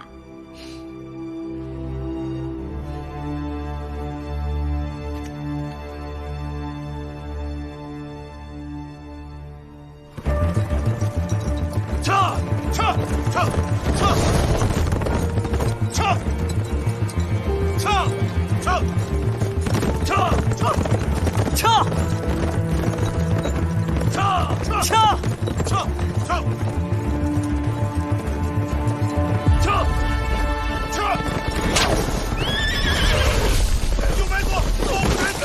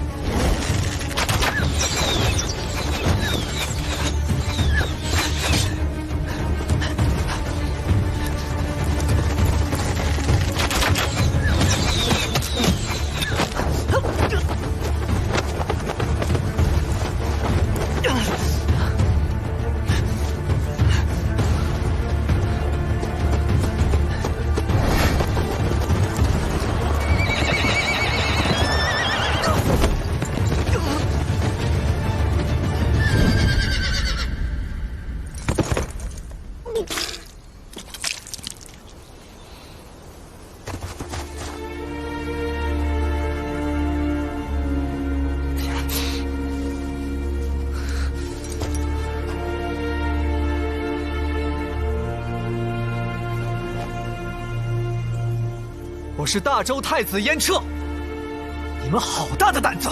大周太子，你也配？燕齐，你要做什么？皇兄，此处是北邙山，我们燕氏皇族最后的归宿皆在此地。瑞王如此，你也如此。我受尽命运你手，莫非你还要杀了我这个兄长？此地山清水秀，这块宝地确实适合你。我这做弟弟的可还厚道？无耻！你以为杀了皇叔和我，就能登上太子之位吗？妄想！燕齐，我走！你背逆人伦，父皇怎么会？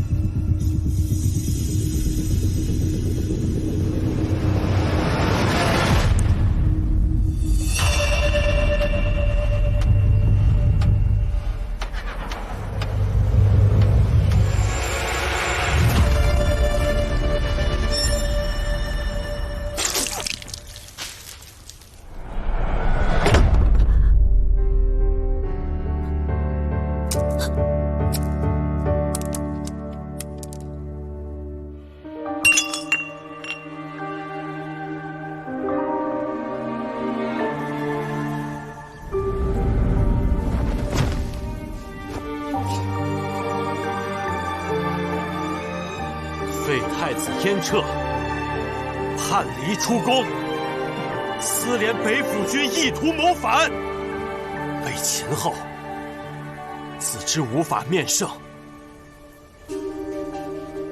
遂自刎而亡。成王为我，成王为我，成王为我，成王为我，成王为我，成王为我，成王为我，成王为我，成王为我，成王为我。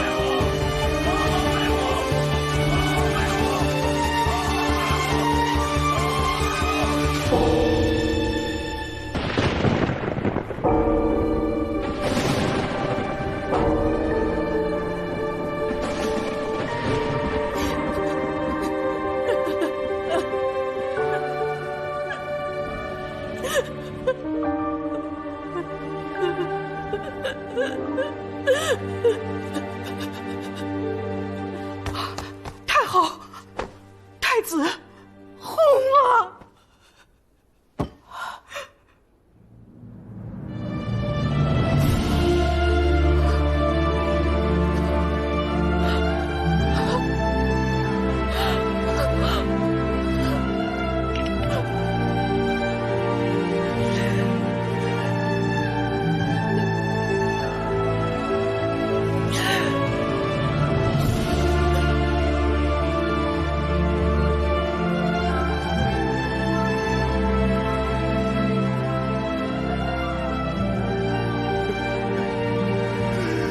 我的儿啊，是朕害了我的彻儿，朕不该对他如此严苛，更不该让他离宫出逃啊！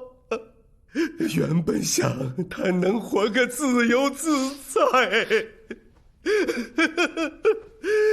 如今却白发人送黑发人的。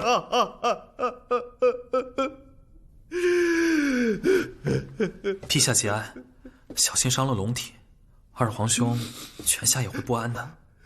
我的儿，我的儿啊！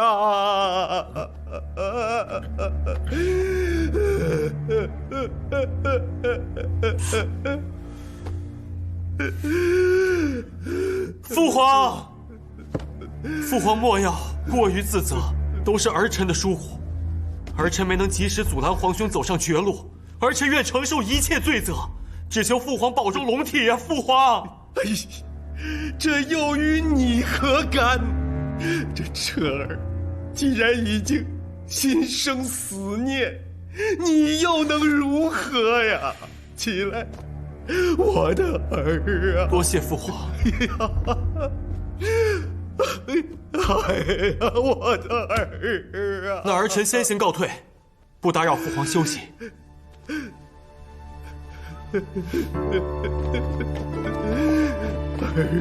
瑞王殿下，请留步，老奴有事禀告。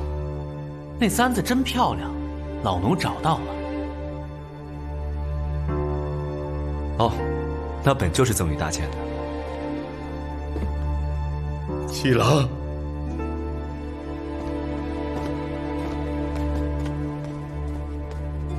七郎啊，你说实话，你可相信彻儿是自尽身亡？陛下不信，臣便不信。朕当然不信。彻儿生性软弱，若不是受人逼迫，怎会自寻死路？朕命你与那永慈速去查明彻儿的死因，一定要为朕查得一清二楚，还我儿一个清白。臣遵旨。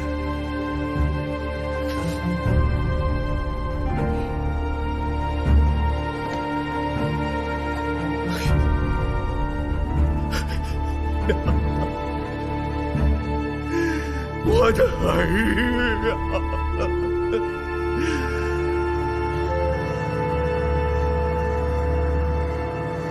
你以为杀了皇叔和我，就能登上太子之位吗？妄想！燕齐，你背逆人伦，父皇怎么会？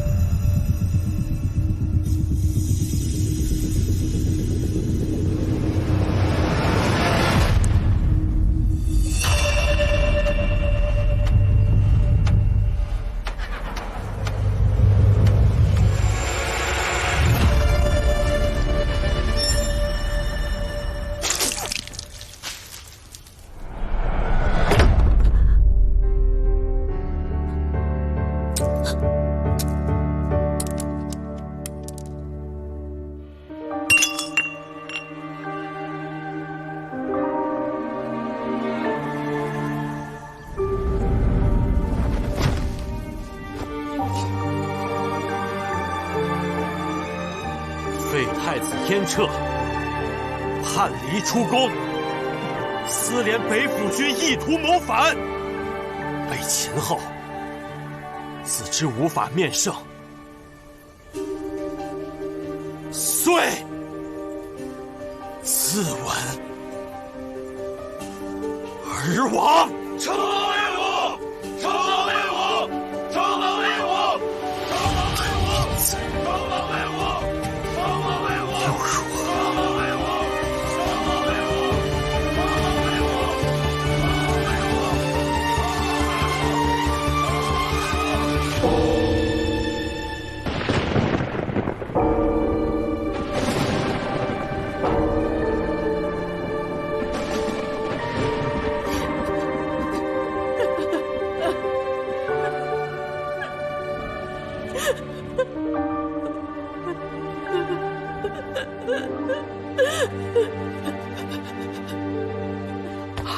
太好，太子红了。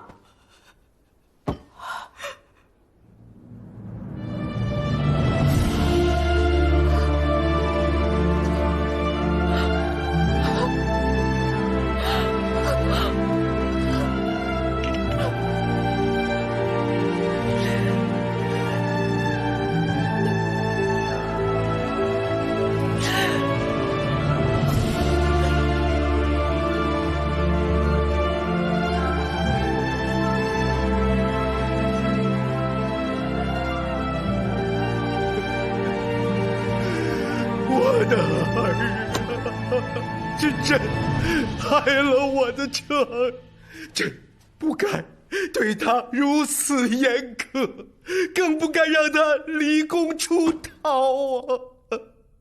原本想他能活个自由自在，如今却白发人送黑发人的。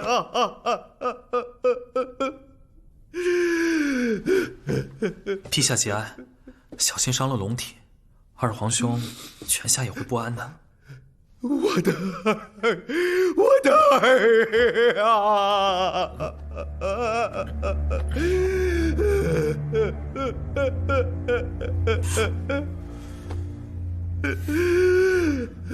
父皇，父皇莫要过于自责，都是儿臣的疏忽，儿臣没能及时阻拦皇兄走上绝路，儿臣愿承受一切罪责，只求父皇保重龙体啊！父皇，哎，这又与你何干？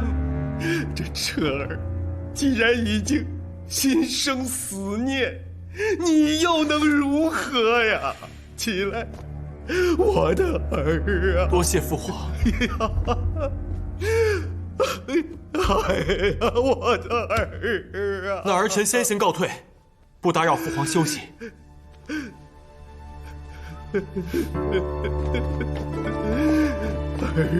瑞王殿下，请留步，老奴有事禀告。那簪子真漂亮，老奴找到了。哦，那本就是赠予大剑的。七郎，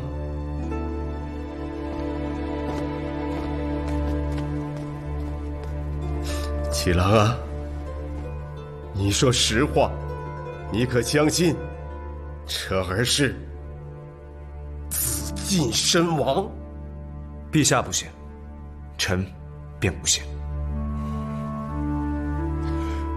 朕当然不信，这儿生性软弱，若不是受人逼迫，怎会自寻死路？朕命你与那永慈速去查明彻儿的死因，一定要为朕查得一清二楚，还我儿一个清白。臣遵旨。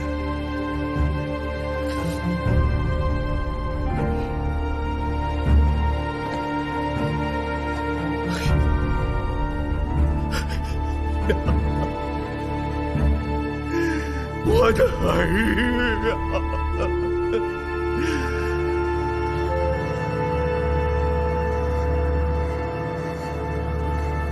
夫人，咱们还是回院子里吧。王妃一向不许咱们到花园来的。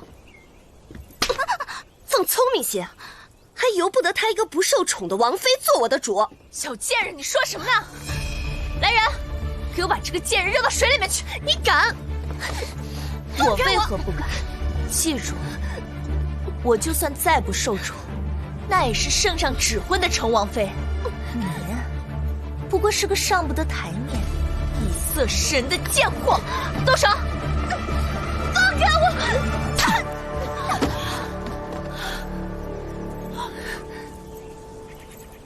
他确实是个贱人，但在我眼里，你连贱人都不如。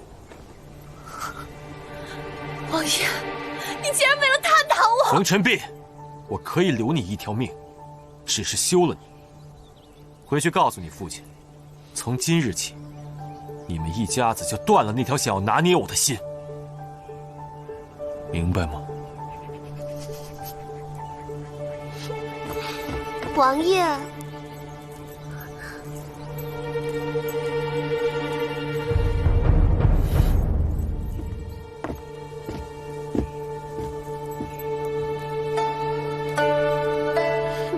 这里没什么好看的，我们走。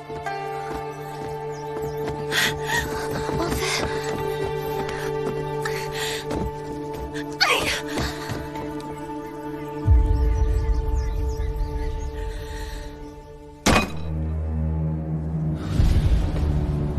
成王殿下，我中国公乃京城公侯之首，你外祖与我两家世代交好，一荣俱荣，一损俱损，何必闹得如此难看呢？谁和你们一荣俱荣？如今国公府能有今日的荣华富贵，全都是我们母子在宫里为你们挣的。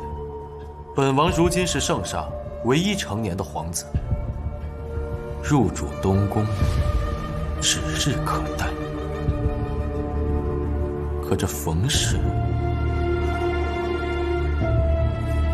哪有半分国母风范？国公爷，若还想日后飞黄腾达，就乖乖的把和离书接下，送你女儿去嘉安休息。若还想继续纠缠，我成王府病亡个把女人可不是难事。燕姐，你混蛋！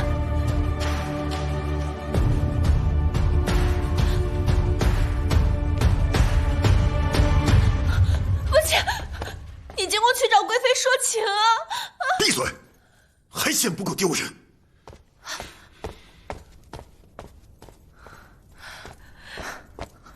女儿，贵妃是疼你不假，可她更是成王的母妃啊，你说她会帮谁？那母亲就任凭女儿被成王休妻吗？谁让你肚子不争气？若是早怀上孩子，怎会让那个小贱人占了先机？闹得如此难看。孩子哪是说怀就能怀上的？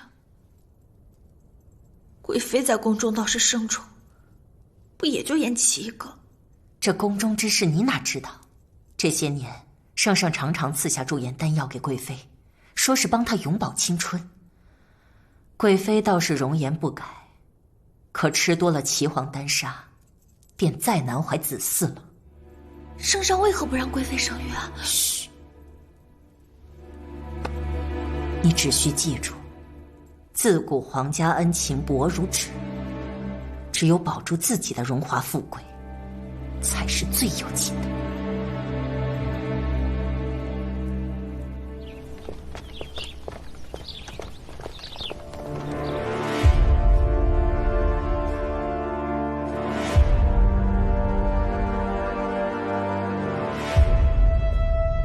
二皇子曾被绑缚自缢，却未形成血因，应是死后被绑。胸口及四肢有多处淤青，脖梗处这道伤口是唯一的致命伤。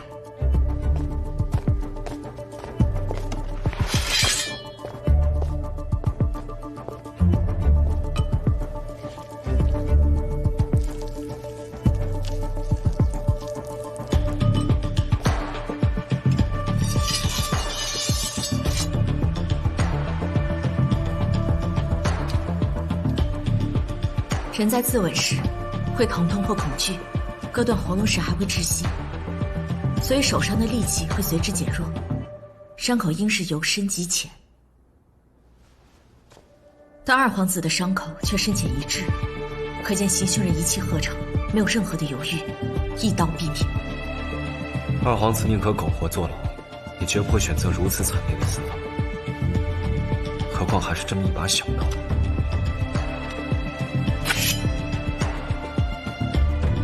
你打算怎么做？顺水推舟，遵从圣命。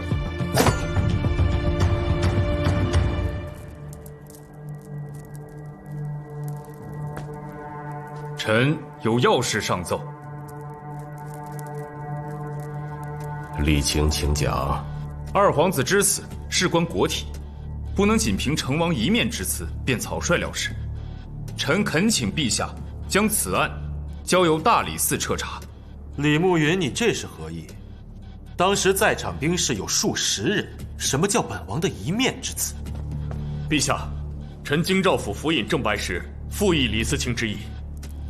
郑白石，你可是要勾结李慕云，诬陷本王？成王殿下此言差矣，下官只是赞同李嗣清依法定案，何来勾结之说？瑞王觐见。臣有重要物证呈上。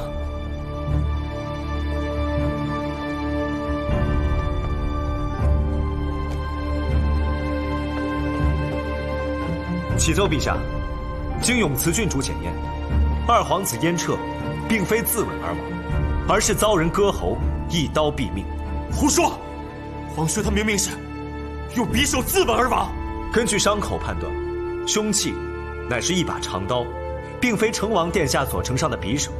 臣已暗中进行比对，二皇子的伤口形状与成王殿下佩刀的刀口形状完全一致。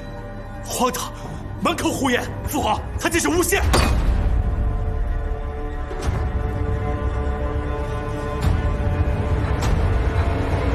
朕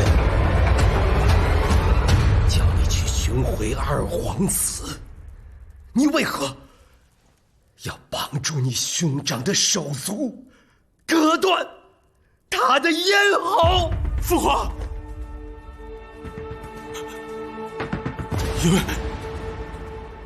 因为他不跟儿臣回来，儿臣才命人绑了他。他一气之下撞到了儿臣的佩刀上。满口胡言！陛下，二皇子他死得冤枉啊！陛下，成王早有将太子取而代之的野心。他倚仗是陛下唯一的成年皇子，早已将皇位视为囊中之物。他甚至说出封氏女不配为后的狂妄之言，执意要与我中国公府休戚断亲。成王弑兄证据确凿，陛下万不可再姑息呀！陛下，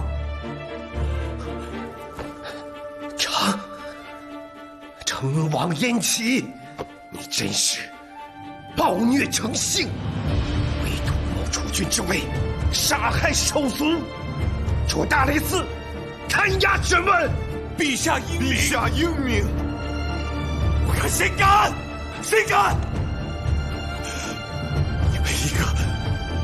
你们一个一个！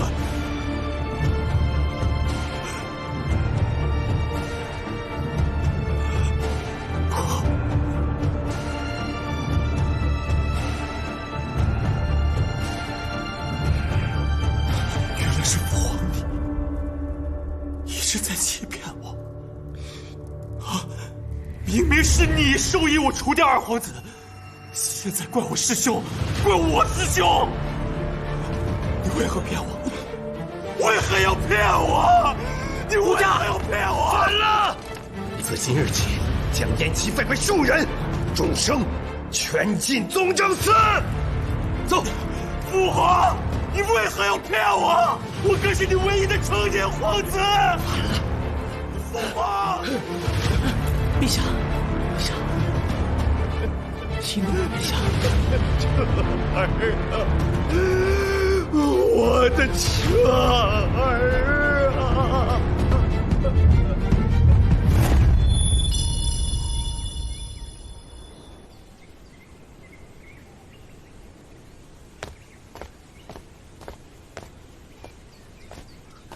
七哥。圣上身体状况如何？太医说圣上连日遭逢打击，有些吃不消，需要多加休息。哥，要不咱们去求求圣上放咱们出京吧？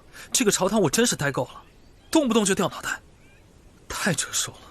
你想走就走吧，我还有事没办完呢。什么事儿啊？我怎么不知道？等我处置好了再告诉你。那不行，你的事儿可以不告诉我。但你不走，我也不走。我这个医王别的都虚，重义气，绝对名副其实。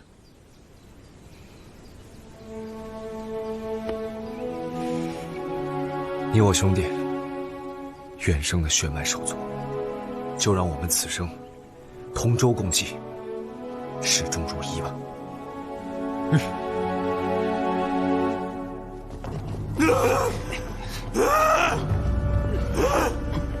燕齐，你干的恶事儿可不少，有些话非要圣上说明白吗？能让老奴伺候着你走，不冤了，你就省事儿些吧。啊，看戏呢，上手啊！